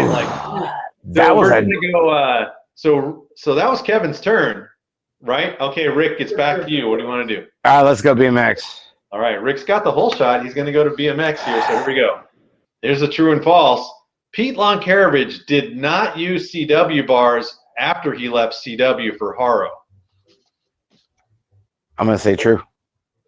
Ooh, it was false. He continued to use CW bars. Yeah, damn it. I couldn't let Kevin steal it because it's true or false. But I made it false because Kevin always says I make them true. So I had to switch it up. So but everybody understands the question. Pete Loncarovich. That's a tough one though. I mean, you get into like finagling and all that stuff where they're getting the incentive programs and it's hard to follow. It is, man. It really is. Damn. Wow. Got me. All right, Kevin. BMX. Your turn. BMX. Besides JMC, what other bike manufacturer made a Black Shadow? I know this. Ooh. I know this. Schwinn. Ooh. Schwinn. All right. Kevin's on the board. All right, here Was we it go. a black shadow of a frame? Yeah, they had a complete bike. Schwinn did Wow. called Black Shadow. Damn, I'm sitting there. Holy shit! Wow. That okay. All right, that was good. It was smoked chrome. It looked pretty cool. There's a big 2-page ad of Mike Polson against a brick wall, and there's a Black Shadow next to him. Yeah, because prior to that, I mean, we all think JMC Black Shadow. Right. Okay. Yeah. Oh shit, that was good. Damn, got me. All right, it's tied up 1-1. We got a lot of questions, guys, so we're okay. What do you think, Rick? I'm ready to go, baby. Let's go pop culture. All right, here we go. Okay, which song begins with this line? Tommy used to work on the docks. It's a rock song. Maybe that helps. Oof. Oh, Jesus. Kevin's thinking. I already know it, dude. I know it. And I hate this band, dude. Oh, Jesus Christ.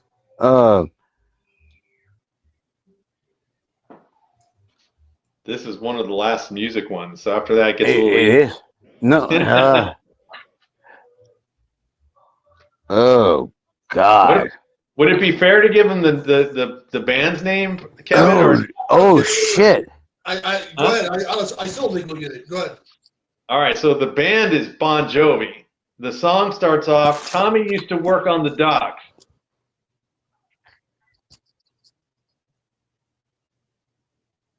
And fuck Bon Jovi. God. As soon as you hear the title, you're going to know. You're going to be so mad at yourself. Oh, my God. All right. You ready? Yeah, go ahead, Kevin. Get it, Kevin. Hey, we're halfway there, dude. We're living on a prayer. Living on a prayer. Has to be. Kevin, yeah. Shit. Yeah, dude. That was a tough one, though, man. So I'm sitting there, I'm like, oh, dude, what? I would get stuck on these. I'm so horrible at music. But did you know that, I was going to tell you this, Kevin, by the way, that Young Guns 3 is coming out, man, and it is. I was like sitting there, I'm chopping at the bit, right? And then, you got Richie Samboro, and I'm like, oh, God, dude. I'm like, are you kidding me right now? I'm like, dude, this is a gotcha right now. Yeah. Shit. You're going to be mad at yourself later, but that's okay, man. It's 2-1. It's back to Kevin, right? Yeah. All right, Kevin, you stole. So this is your chance to pull Rick a little bit. You're leading 2-1. Pop culture. All right. Which rap group released License to Ill in 1986? The Beastie Boys. Beastie Boys. All right, man.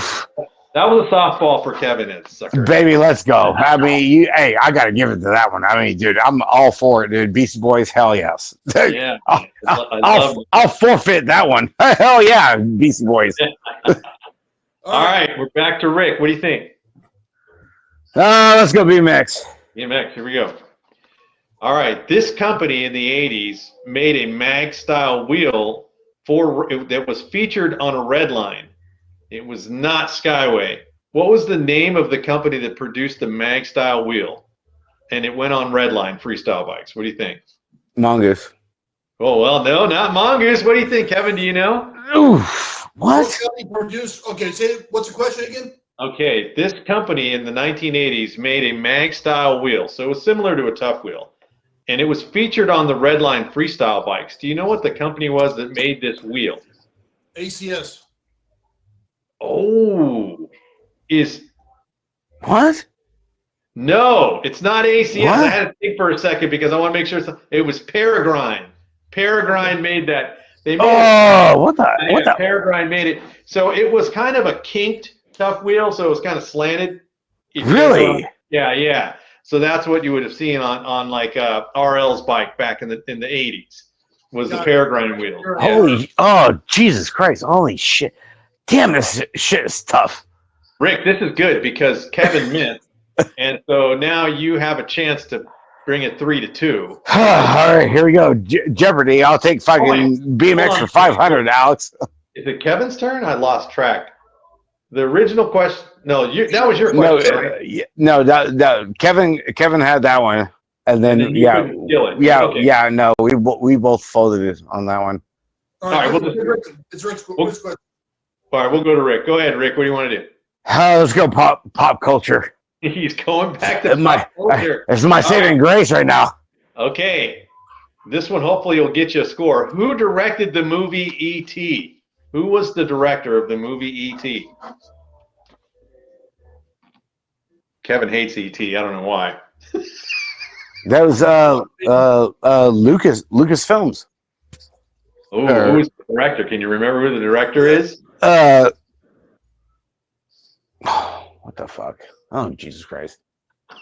You wanted to play Shit. trivia. I know, I did. I did. Lucas Films. Are you thinking George Lucas? Is that your guess? Yeah, George Lucas. Well, it's a miss, Kevin. What do you think? Steven Spielberg. Steven Spielberg. He was the director. Shit. Yeah, it's easy to get those two guys mixed up. Jesus Christ. Well, Frank Cardoza is going to kick my ass because we're in a separate chat. And once Cardoza sees the show, he's like, you missed this shit? And I'm like, yep, I did. Sorry. Well, Kevin's a veteran now. Kevin's played everybody. All right, Kevin, what do you think? What do you want to do? BMX. Wait, All so right. wait. I stole that one, and this is my turn. Okay. Yeah, it's all you, Kev. It's 4-1. Big Kev dog. Big Kev. All right. What bike company made the X20 FS? This bike was found in department stores. The X20 FS. Well, it's going to be Murray or Huffy. I'm going to go with Murray. Murray was the one that made that one. Good one, Kev. Wow. Damn. Holy that shit. Was hard, dude. That was clean. Yeah. I was sitting there thinking, I'm like, wait, what?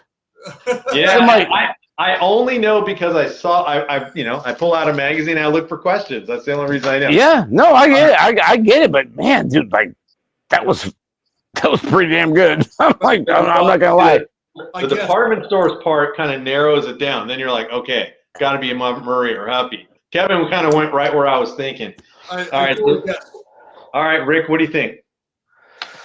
Oh, fuck, let's go pop culture one more time. Come on, baby. Here we go. Who Shot JR was from what TV show? Dallas. Rick's on the board. Let's go. Holy smokes. Jesus Christ. I almost had to do the 50-50 to the what the hell you got? Yeah, I got to phone a friend. Yeah, phone a friend or call somebody. There you go. Whew. All right. Man, I was sweating that one for one. That was a good answer. Pop culture. Going back to pop culture. All right. The catchphrase "excellent" belongs to whom? It's a movie. I know it's Bill and Ted's Excellent Adventure. Bill and Ted. Yeah. Which they're coming out with number 3 in like next year. Yeah, they dropped one a couple years ago, right? They made a new one a couple years ago. They tried. You know, I mean, that was like one of the biggest things. I mean, I don't know if you guys like followed. I mean, not to take a side note from the thing where, you know, with we've done it for on the beer page, was like, you know, you go out there and do the whole Keanu Reeves thing, right? And where what if the surfers were BMXers? Oh yeah, you know, for Point Break, it was a big thing. Like Hacksaw Jim Sievert, a big dude. It's like, what if BMX was following the never-ending ride of surfing, and put it out there? Like, I'm talking like we had a handful of shows on that thing where it's like, hell yeah, Keanu Reeves and with Bodie and Patrick Swayze, where it's like, who would be your BMXer to fill these roles? Kevin, those are future show topics right there. Oh man, I'm telling you, like it got really freaking busy. It's like, ooh, dude, we're talking like freaking. I relate to Bunker the most out of that show. It was dude, it was a good thing. That was like that's always been a key factor on the beer show. Do you know doing that? What other movie Bunker Weiss was in? Bunker Weiss. Bunker Weiss? What movie? He was in Platoon. Oh, was he really? Ooh. You know, I've only seen Platoon like twice, and I feel I need to rewatch that. Now that I'm older, I could probably appreciate it more. Yeah, you know? that's a doozy right there. What city did they live in Bill and Ted's Excellent Adventure? Oh, they lived in. San Dimas. San Dimas. You beat me, Rick. I was like, it was. Hey, I gotta go. Hey. Did we give Rick a point for that one? That was a good one. San Dimas. San Dimas. Dude. It's my turn, right? And I stole it. Yeah, dude, San Dimas is good. Yeah. You know, with how they came across with freaking with Socrates. I mean, imagine if that was on like the BMX side of it. There you go, man. If we had a BMX Socrates, Jesus Christ, who would know what the show would end up being? Okay, I'm just saying, like, you know, I think outside the box like that. It's like, shit, yeah, that'd be dope. Like, let's do it. Oh, you give me all kinds of ideas, dude. I don't want to steal their show. All right, so you guys are down to where you have 7 pop culture questions left, and we have a ton of BMX. I mean, all right, you probably have. Yeah, I did a lot. I spent like 2 hours putting these together. It's Rick. I mean, well, Rick answered the question you gave him, so I'm going to give him a point. And then Kev, what do you got? What do you want to do? What's the score? It is 6-3. Shit. BMX. I'm in the basement right now. All right, here we go. Stu Thompson, Mike King, and Gary Ellis. What do they have in common? They all rode for Huffy. Damn, Kevin. Jeez. Jesus. Damn, bro. Don't you didn't even hesitate. You didn't even hesitate, dude. Awesome. Shit. Damn, damn, Kevin. That's really good. You know, and you know what the crazy part was, all right, so let's go back to Frogtown, 2 years ago? All right, you know, with the Subaru, you know. Yeah. And he had a handful of Huffy bikes. Yeah. You know, Stu Thompson. And a lot of people didn't go and it didn't, I don't know, the elevator didn't go all the way to the roof or whatever. Yeah. Where Stu Thompson was like, this is okay, Huffy's making a big comeback. And we had a big part on the show, you know, and then he was wearing a Huffy jersey that day, right? Yeah, he was. Yeah. He was. Yeah. You know, Stu Thompson was a big freaking part of it, but it was only like, from what I heard and everything, it was a 1 weekend deal. But then now here you go, 3 years later, look at freaking Nick Long and E-Pop on how Huffy's going. You know, Huffy is going bar to bar with Hyper, you know. Yeah. But then Mongoose, not so much. Like, it's crazy on how it goes. You know, and it's weird. They should put Stu in there, like they really his name and it's weird going and paying attention to everything else that's going on. So, you know, I mean, just saying. Yeah. So who got that was Kevin's, right? Kevin, you got that one? Yeah. Kevin got me, man. All right, Rick, what do you want to do? I'm gonna go repop one more time. All right, here we go. Okay, this one is okay. I'll buy that for $1. What movie did that line come from? Ooh. I'll buy that for $1. There, I did it. That's how it sounds in the movie. What movie did that come from? It's an 80s movie. Obviously, they're all 80s questions. Damn. You're going to be pissed, Rick, because as soon as you hear the answer, you're... I'm sitting there, dude, Holly didn't have this hard. or Changstar, you know, with Jason. Jason played more than once, though, so that he has a small. No, he did. And same thing with Nick DeSanti and Styles. I'll buy that for $1. What movie did that come from? Was that Family Matters? Ooh, no, Kevin, what do you think? RoboCop. It was in RoboCop. So yeah, it was a weird TV commercial they kept playing throughout this movie. You know, it was like, was it a game show host, Kev, or was it a a commercial. Do you remember? I forget what it was, but yeah, I'll buy that. Real annoying, dude. I'll buy that for $1. Yeah, definitely. All right, so Kevin Stolik goes back to Kevin. What do you think, Kev? BMX. BMX. All right, here we go. All right. Okay, what team in the 80s ran red, yellow, and black uniforms? What team from the 80s ran red, yellow, and black? What was it? Whoa. Okay. I messed up. I answered before. I said Red Corps, but it's wrong. It's wrong. Okay, you want to steal it, Rick? Red, yellow, and black? Red, yellow, and black was the uniform color. How can I do this, dude? How can I make this mistake? I don't know. Was it Schwinn? Red, yellow, and black is CW. not Schwinn. CW. It was CW. Nobody gets it. It was CW. But Kevin, you were still. Oh, Jesus Christ! Well, you were close, Kev, because CW Rev Corps is a spinoff of CW. But I was trying to flex, man. Well, damn it! And I was thinking the same thing too. I'm like, you know what? CW was close, but I mean, are we looking like factory side of it? I'm like, the factory side of it. They were. Oh, damn it! Black. So like. I don't think I'm going to find a color photo, but I was like, I think I don't care. I love it. It's like this is great, dude. I was torn. I thought it was orange, but I'm like, no, it looks red. You know, the sleeves or whatever. Okay. Yeah. All right, let's get back to it. So, Kev, you missed that one, and it's back to Rick. All right, I just suck. All right, let's go BMX. I got to throw the Hail Mary. Okay, so this one is going to be a little difficult, so you're going to have to pay attention, Rick. Are you ready? Oh, shit. Okay, why not? I want you to name this jump, okay? So it's not going to be like, it's not a tabletop. I'm just using that as an example, okay? All right, a one-footed jump with your leg extended across the top tube is called what? You do a one-footer, but your leg goes across the top tube. What is that jump called? The jump itself or the move? Oh, the move.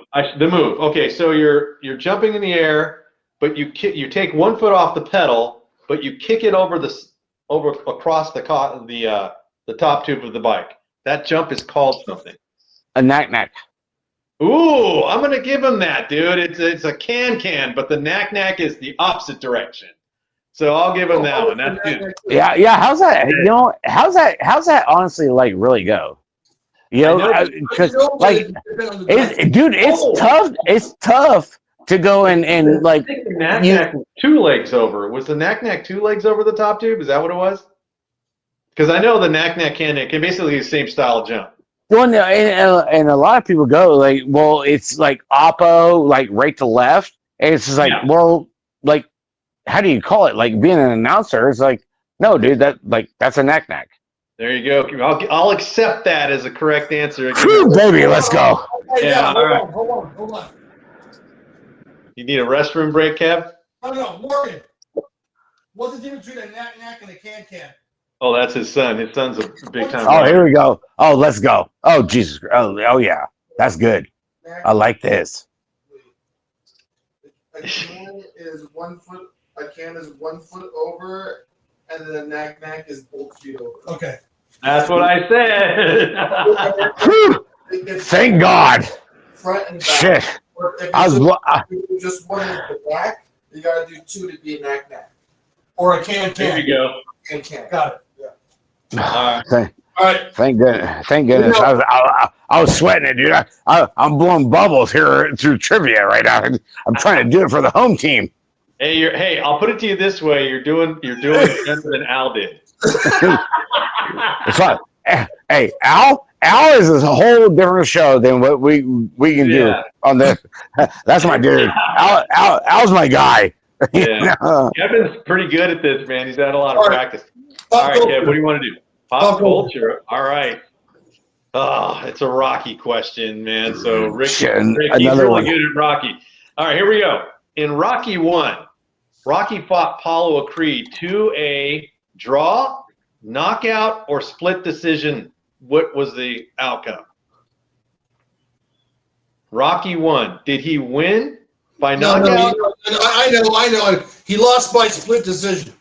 Lost by split decision. All right, you got that one, kid. Man, I was hoping that Rick would get that question because I was sitting there thinking, I'm like, wait, what? Yeah, so the first he lost by split decision, and then he won by knockout in the second one, only because they both fell down. He was the first one to get up, right? That's what it was. Danny, both of us claim that we know more about Rocky. What was the name of the character that he was fighting at the very beginning of Rocky 1? What was that? Fighter Rico, dude. Come on. Rico. Yeah. What famous welterweight was he sparring when he was sparring in the gym and he goes, what happened? You can't catch a little guy? You can't catch that little guy? There was a famous welterweight. Who was it? Roberto Duran. Roberto Duran, dude. Good job. Wow. Holy damn. Yeah, I love Holy Rocky. shit. Man, you guys brought some freaking heaters right there. Hey, I love Rocky too. I like Rocky just because Burgess Meredith. Like, dude, he is good shit. I mean, imagine if on the BMX side, like our dads or whatever, like were Burgess Meredith. Oh my God, dude. I mean, imagine how that shit would have went. He's like, you gotta get the whole shot. You gotta go. You just can't be a pussy. Like I see that shit. He's like, I just eat bacon every fucking meal of the day. What? Yeah, no, I'm just saying, like, that would be freaking some epic stuff. There you go, dude. I've lost track of where we're at. You guys are making me laugh too much. I'll find a minute. I don't care. It's Rick's turn, right? Okay. All right, Rick, what do you want to do? Let's go BMX. Oh, we finished the page. All right, awesome. All right, here we go. We're getting there. All right. This one is a multiple choice, and it has a bonus. Oh, Are shit. you ready, Rick? This is I need the bonus, baby. You need this one. Okay, here we go. How old was Pete Lonkarovich when he won the 1984 ABA title with the Trans Am? Here are your options. He was 18, 19, or 20. I'm going to say number 2. Oh, he goes with 19, but that's incorrect. Oh, no. No, shit. Was he 18, 19, or 20 when he won the title? What year? Okay, 1984. He won the ABA National #1 title and got a Trans Am. Was he 18, 19, or 20 years old? Okay, so in 84, I was 17. So I'm going to guess he was 18. He was 18 years old. Kevin. Damn. Wow. This is gonna sting Ricker. No, that's a big one. Yeah, this is the bonus. What factory team was he on when he won his first title in 1984? Okay. CW. Oh, Rick gave it away. I got. Hey, I'm digging down deep to get to the bottom to stay on top. I mean, shit. I gotta throw that Hail Mary out there, Danny. Give it to him. Give it to him. All right, I'll give it to him. Rick stole it, but Rick stole his steal. Dude, I had to, because like if you go back and like think back to with you guys, you had Greg Hill on it. Dirty Knobs had Greg Hill and Lonkarovich, the lumberjack, and like you go in there, like, man, dude, like there is a lot of unbent freaking energy right there on that shit. Dude, that is funny because in the history of us playing this game, no one's ever stolen back their question. I had to. I mean, shit, Kevin was coming on strong. I was like, shit, okay, Hail Mary. Is it my turn now or Rick's turn? My turn, It's back to you, Kev. It's back to you because you stole it. All right. Pop culture. Pop culture, okay. What movie in the 80s was based in the fictional town called Hill Valley? Poltergeist. Ooh, this is it, Rick. You can steal. What? I know what it is. It's a movie or just It's a movie. It's a pretty popular movie too. It's huge. Man, I know. What movie in the 80s was based in the town called Hill Valley? I'm gonna steal my steal back. Hill Valley. It's an 80s movie. Epic. Before you say the answer, I'll say it. Indio? No, Kevin. What do you think? Back to the Future. Back to the Future. Kevin can't steal it back, but that was back. Damn. Yeah, Back to the Future, Hill Valley, man. Damn, All I thought it was Indio, man. I was like, shit. All right, so we are down to. Oh man, I should have 3 more. Okay, go ahead. It's 10-5. Kevin's ahead. We've got. What do we have left, gentlemen? We've got 3 pop culture questions left. As long as I beat freaking Holly and freaking Chainstar, I don't care. 4, 5, 6, 7, 8, 9. Okay, we got a lot. So we got 9 BMX questions and 3 pop culture. So there's still a lot of room still to catch up, Rick. You still got a shot. All right, let's go, baby. All right, what do you want to do? Let's go BMX. BMX. Okay, here we go. All right. Ooh, there was a bike shop called Nighthawk BMX. It was out of Santa Rosa, California. They sold the SE Henderson Hauler. I'm going to give you 3 choices. I want you to tell me the cost of that bike. Was it $220, $285, or $194? Oh, damn. So Nighthawk BMX, they ran an ad in coming up BMX from the basement with that one. I'm going to go, what, 285? 285 is incorrect. Kevin, what do you think? Shit. What were the other 2? 220, 285, or 194. Well, it's 194.99, 285.90, but I left the change out. So what do you think? The lowest one, 184.99. The lowest one. That's a short joke. Did you get the number right at least, dude? C. 190. Yeah, Nighthawk BMX sold the Henderson Hauler for $194.99 in 1980. Wow. God damn. Holy shit, dude. Can you believe that? You got it right. Can you believe that bike went that cheap, man? Now Henderson Hauler was a decent bike, dude. No, that's insane. Yeah. Honestly, like that's really crazy because you look back at what's his name? Matt Payne or for the Red Line stuff. Okay. And he's got bikes still in a box. We see him at Frogtown and Dirty Fest. Never assembled, you mean? Bikes that have never assembled. I'm talking like nuts and bolts. Everything is still in the box. Robert Payne? Lane. Robert Lane. Lane. Yes, Lane. Holy, are you kidding me right now? That nuts. Shit is crazy. That's that's big money right there for that kind of stuff. Yeah. Robert Lane. Yeah, right. Good shit. BMX. All right. Are you ready, Kev? Yeah. Maurice Meyer, Hugo Gonzalez, Scotty Freeman, and Robert Peterson were on what freestyle team?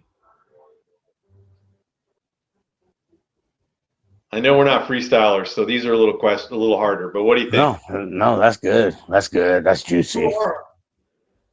That's a miss, Rick. What do you think? Want me to say the names again? On the freestyle side of it?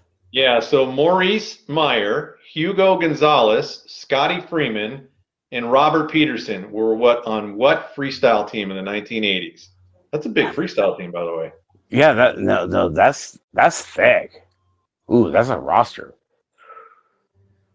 I'm gonna have to go with. Damn. I'm biting at the bit. Jesus Christ. I know what it is.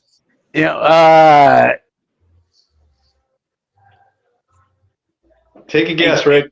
Think of all the big names in the 80s. No, I am. It's not. I know what it is. Jesus Christ! I'm fucking looking at the fucking name. Like Schwinn. Good guess, man. Good guess, but that's a miss. CW. No, it wasn't CW, guys. It was Skyway. Skyway? Oh shit! I'm saying the thing. I'm like, dude, it's gotta be fucking Schwinn. And then with the Predator frame. Yeah. Shit. So the original question would have went to Kevin. Rick didn't steal it. Damn it. It's Rick's turn, so I'm going to have to take the bonus question and just make it a regular question. Throw it in there, Danny. You're the man, dude. This is great. Oh, my God. We should do this. On that team, Hugo Gonzalez was famous for what move? Hugo Gonzalez was on Factory Skyway. He was the first rider to pull off this move. What was that move that he did? Guys are gonna upset the whole BMX world if you cannot answer this. Foot jam. Oh, Kevin, do you know what it was? 900. It was the backflip, you numbskulls. He was the first Oh, one to do it. what? Oh, shit. It was in the movie Rad. He was the one that did the backflip. Hugo Gonzalez did the backflip. Hey, Okay. no, really? Yeah, that was funny, man. Oh, damn it. All right, so it's still 11-5. Rick, you got a shot. What do you want to try? Oh, My turn? Is it Rick's or is it Kevin's? Yeah, it's Kevin. Let Kevin go get his. Pop culture. I got to stretch. I got to warm up for this one. All right. This military team known as Cobra is the enemy to what other military team? It's a cartoon. It's G.I. Joe. G.I. Joe, yeah. Damn it. Hell yeah, G.I. Joe. Yeah. Cobra. Damn it. All Cobra right. Kai. There you go. What do you think? What do you want, Rick? What do you want to do? Wait, I can steal it. I mean, it's my. Was that? No, go on. It's You got it. You got your question right, Yeah, dude. You want to steal your question? Yeah, you're kicking my ass right now, Kevin. Let's go. Pop culture. Shit. We're down to our last two. I gotta do what I can. All right. Axl Rose was the lead singer for what rock band? Guns N' Roses. Guns N' Roses. There you go, Rick. That was confidence right there, my dude. Well, I had to come in. Well, he did cover AC/DC. What? He 4 did? years ago? I didn't know that. Did you know that, Kevin? He did what? He covered AC/DC? Yeah. Well, he fronted ACDC. Oh, Yeah. that's crazy. I didn't even know that. And that's No, that was a big thing, and he actually did really good. And I was like, oh shit. I'm like, ugh. He had like a cane or something, but yeah, he fronted ACDC. Yeah. All right, gentlemen. What do you want to do, Rick? It's up to Kevin now, right? Yeah, pop culture. Pop culture. Last one for pop culture, and then it's all BMX from here on out, guys. Oh shit. This is based on a cartoon from the 80s. Who fights Decepticons? Transformers. No, Rick. It's not even your turn.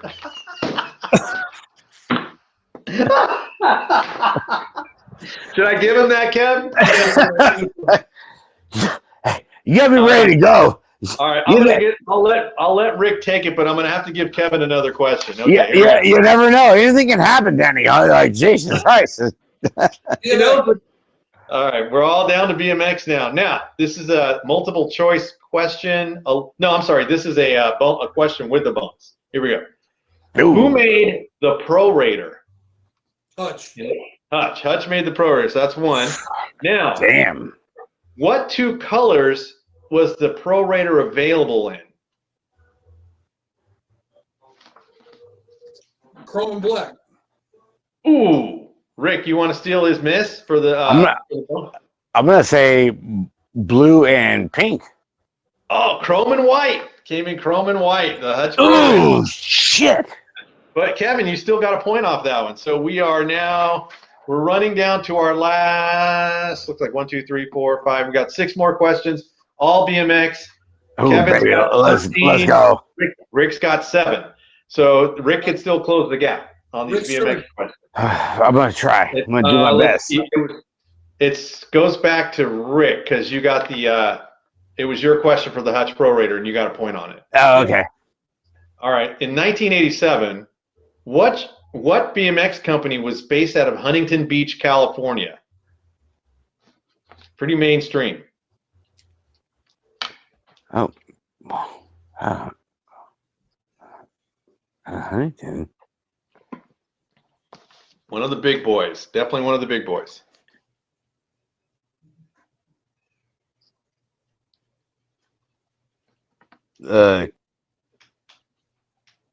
Caston? Oh, you got to go further back because remember we're in the 80s, 1980s. Oh shit! What do you think, Kev? GT. GT was out of Huntington Beach, California. Ah, damn it! Right, man. Rick's too modern. Well, it's like you go that you go back out there, and it's like like you look at the cast in history. It's like okay, everything was going good, and it's like so and so started making their frames. It's like, man, do you go and throw that exclamation mark on the shit? Shit! Damn it! All right, are you ready, Kev? Yeah. All right, so the NORA Cup was given away by BMX Action. What does NORA stand for? #1 Rider Award. Yeah, Kevin. Man, dude, that's fucking. There you go, solid. All right, good shit. All right, Rick, this one's going to you. All right, let's go. Who was the creator of the Mongoose Moto Mag? Who was the creator of the Mongoose Moto Mag? Creator of the Mongoose Moto Mag. Oh, Jesus Christ.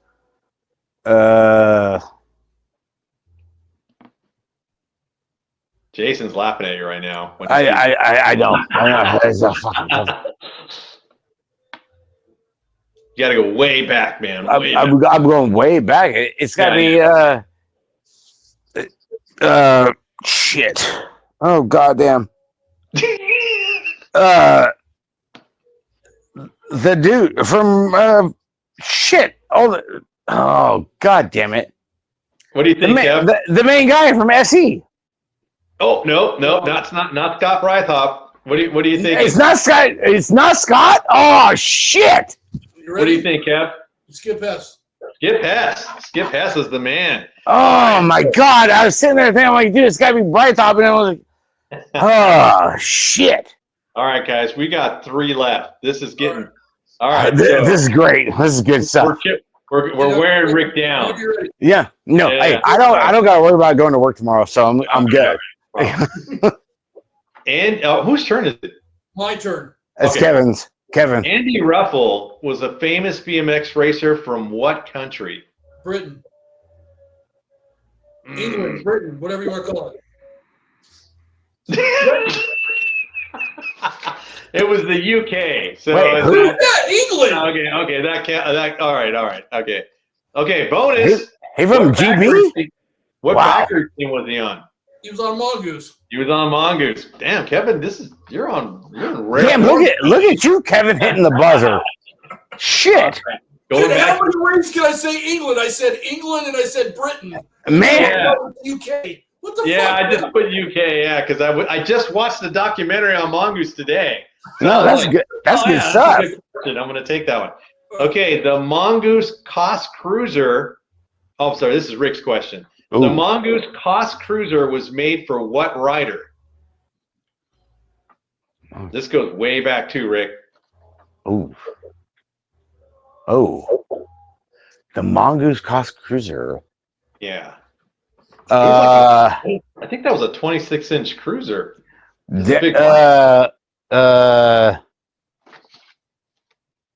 it gotta be Big Daddy Dumas?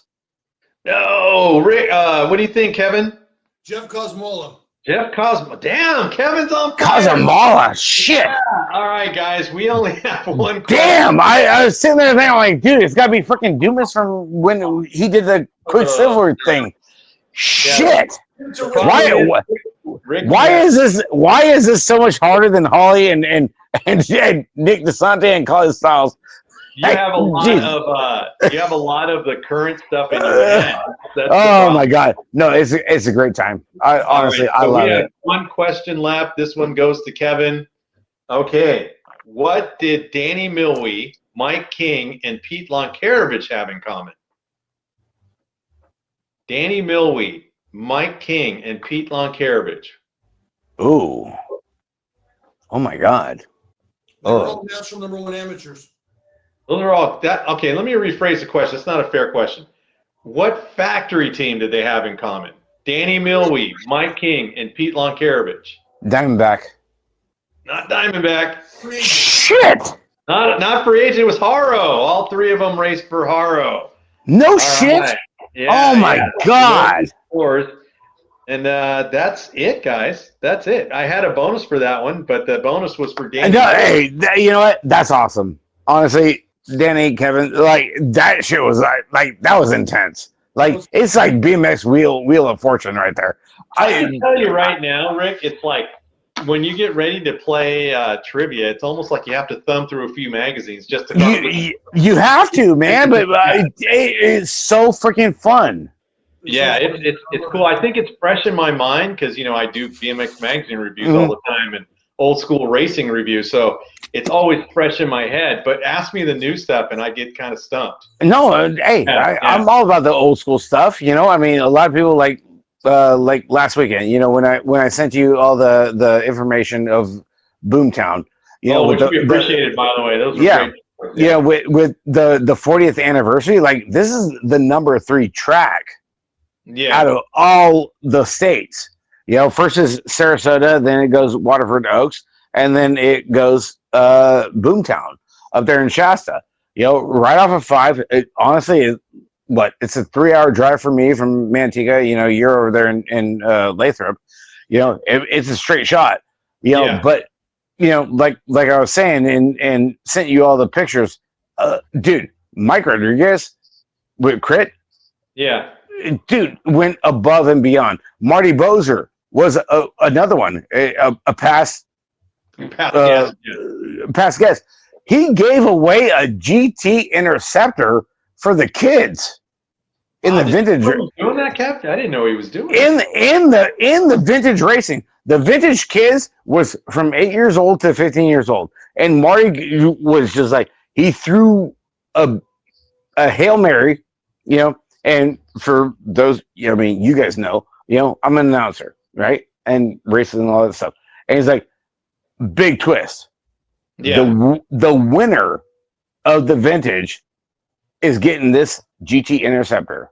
That's awesome. And I think I send you the picture there, Danny, with everything else. It's like, who else does this? Right. And like keeping the stoke up for the on the vintage side and the local side of it, dude. Marty, he came in so freaking clutch. I think when I played Marty, I think we tied both times, right? Yeah, dude. Marty he's tough on trivia. Yeah. Bro, oh my god, dude. He came in with a enclosed trailer with all his vintage bikes for the kids to go and sign up. And it was like, got them fitted. And it's like, oh, hey, I got this bike here. I got this bike there. And got all the kids freaking locally fitted to put on like the vintage spectacular. You know what's funny about that, Rick? I know we're going to wrap things up, man, but I saw some clips of that riding with the vintage bikes and the youngsters on there. And they were handling those bikes like modern bikes. I was like, damn, they're pumping super clean, and they were flowing through the track on like bikes that are way older than they are. Yeah. That's awesome. Yeah. No, for sure, Danny. There was Vicente Zaniga that ended up winning the overall between the 8 to 15 years old. Bike skills were astronomical, dude. Hands down, look like it was spectacular. But then Marty, just in general, bringing his own collection of collector bikes, and it's just like we're gonna get you sized up, and we're gonna have a great friggin' forum with a great race. And same thing with Mike Rodriguez from Crit Plate. I sent you all that stuff. Mike Rodriguez from Crit, he put a 4x6, the biggest damn freaking number plate, biggest number plate I've ever seen in my life, for everybody to go and freaking autograph and sign it for all the track operators. And then in tow, they had all the past track operators that were involved with the Boomtown BMX thing for the 40th anniversary. So I thought it was pretty important for me to share and send you all this stuff. And I was like, dude, Danny, check it out, dude. You know, it was really great. You know, especially with having Mike Rodriguez and Marty Bozer being past guests on your show. It was like, bro, I'm out there rubbing freaking elbows with these guys. You know, it's great. Hey, Rick, can you tell people out there what you do on your pod, how people can find your pod and listen to what you do over there, because it's a little bit different than what we do here. I think you already mentioned you don't do interviews, but can you tell people what you do and where to find you? Yeah, I mean, we're on Facebook. It's Beer Budget BMX podcast. It's on Facebook. You know, we don't really get like the hits on YouTube, like with what you guys do, and same thing like with Dirty Knobs. You know, you guys got a good following on the YouTube side of it. You know, we're pretty much on the Facebook side. You know, but it's cool. You know, it's anything goes. You know, we don't say no names. It's a little kind of like a glorified version of no holds barred BMX. You know, because a lot of people go and you put a post on at no holds barred BMX. You know, like your name is attached. You know, and I wanted to come across with something different, where it's just like there's going to be no repercussions, where you get the story out there, you get the topic out there, and put on the beer page. There, nobody's going to know. You know, it's like literally like the open forum side of it. And you're always live, right? Always. Yeah, it's always live. It's honestly, it's like it's really weird doing a recording version with you and Danny. You know, I'm used to like worried and monitoring the chat and all that stuff and getting all the interactions. Like, dude, shit, doing a recording, it's really cool. You know? Yeah. Do you go? When do you go live? Do you go live every week? The same time, same day, or does it change? We go live pretty much between like a Friday and a Saturday. You know, it depends on if we're on location. Like I was on location last week up there at Boomtown. You know, last night we did the show here in the studios. You know, so that was local, and it was kind of refreshing. You know, because you know you spend a lot of time on the road. You know, being a team manager and everything else in between. You know, it just works out really good, you know, and I dig doing the recording side of it, but it's really different than doing the live side, you know, because live takes a lot of nerve, because you're worried about, is people watching and are they commenting, what's going on, and it's tough. No, it's really a good time, you know, and I want to see you guys go live, you know, because you guys are my buddies, you know, and same thing with Hollywood, Mike Miranda and JV, you know, I want to see you guys go live and get it out there, because it's a good time. It's hard, but it's fun, and it really adds a lot to the show in general. You know, I will give them this, Kevin. They go. I mean, we're at 2 hours, 17 minutes. We never go this long. But Rick's channel goes like, man, they go on for a while. Sometimes I'll watch for a little while, put the phone down, eat dinner, blah, blah, blah, come back, and those fools are still going. I'm like, damn. It's crazy on how, like, across the board throughout the states on how everything goes, you know, for the state of BMX. You know, it really is. You know, it's a blessing. It's a curse at the same time. You know, I want to thank Mike and Dan's Comp and all my friends and everybody that supports the show. You know, you guys too. You know, I love watching your guys' show. You know, I love watching Dirty Knobs. It's like that's pretty much how it goes. Well, Rick, one of these days I will see you at a truck stop in Northern California. And, hey. Yeah, you never know. Yeah, we might. We're gonna say goodbye to you, bro. I gotta get going to get some dinner, man. But we appreciate it, Rick. Thank you so much for joining us, man. This is a long time coming, and we're glad you finally made it on. Yeah, no. I appreciate you guys so much. You know, it's a good time. You know, big shout out to my buddy Mark Jackson and the Dirty Knobs and Mike Melvin with everything we got going for the sidehacks stuff. But I appreciate you guys, and you guys are doing a fantastic job, and I love watching the Sunday freaking drops. Sure, man. All right, bro. All right. Have a good one, man. Thank you. See you, Rick. All right, guys, be cool, man. I'll see you guys on the next one. All All right. righty. All right, Kevin. Hey, we set a record, dude. That was a long one. That was a long show, but a lot of great topics with Rick. And man, he was having fun with. I've never seen anybody lose and be so happy. That was fun, man. He coined a new phrase. Now it's no longer pop culture. It's repop. Repop. Yeah, he calls it. Let's do repop. Dude. I like that better. Repop. Yeah, I liked it, man. I liked Nice, man. Nice. So, dude, Danny, shout out to you for arranging that, dude. That was fun, man. Really. Yeah, fun. no problem. Yeah, that was Okay, 2 man. hours of preparing. 2 hours for preparing tonight, man. That was a lot of questions. I'm surprised I made it. For those out there, I got out of the hospital. I had a lower bowel obstruction, and I was in the hospital for a couple days. And this morning, about 12 hours ago, I was in the hospital, so I just got out again. So I'm surprised I made it all the way through the podcast. But thank you very much, everybody. We thank you so much for watching. We hope that you had a good time. Thank you very much. Danny, what do you do when you're not with me? It's hard to believe that you can have more fun than what you do when you're here, but what do you do normally? Yeah, man, it's almost like I look more forward to doing this than Danny Pena BMX Racing on YouTube, BMX Magazine reviews, BMX race reviews, all BMX content all the time. Please like and subscribe. That's all I got. On YouTube, Danny Pena BMX Racing.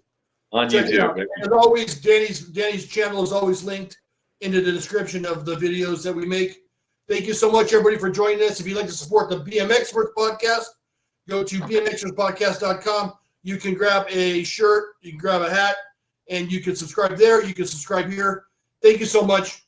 And until next week, the track is closed. Peace out. Peace out.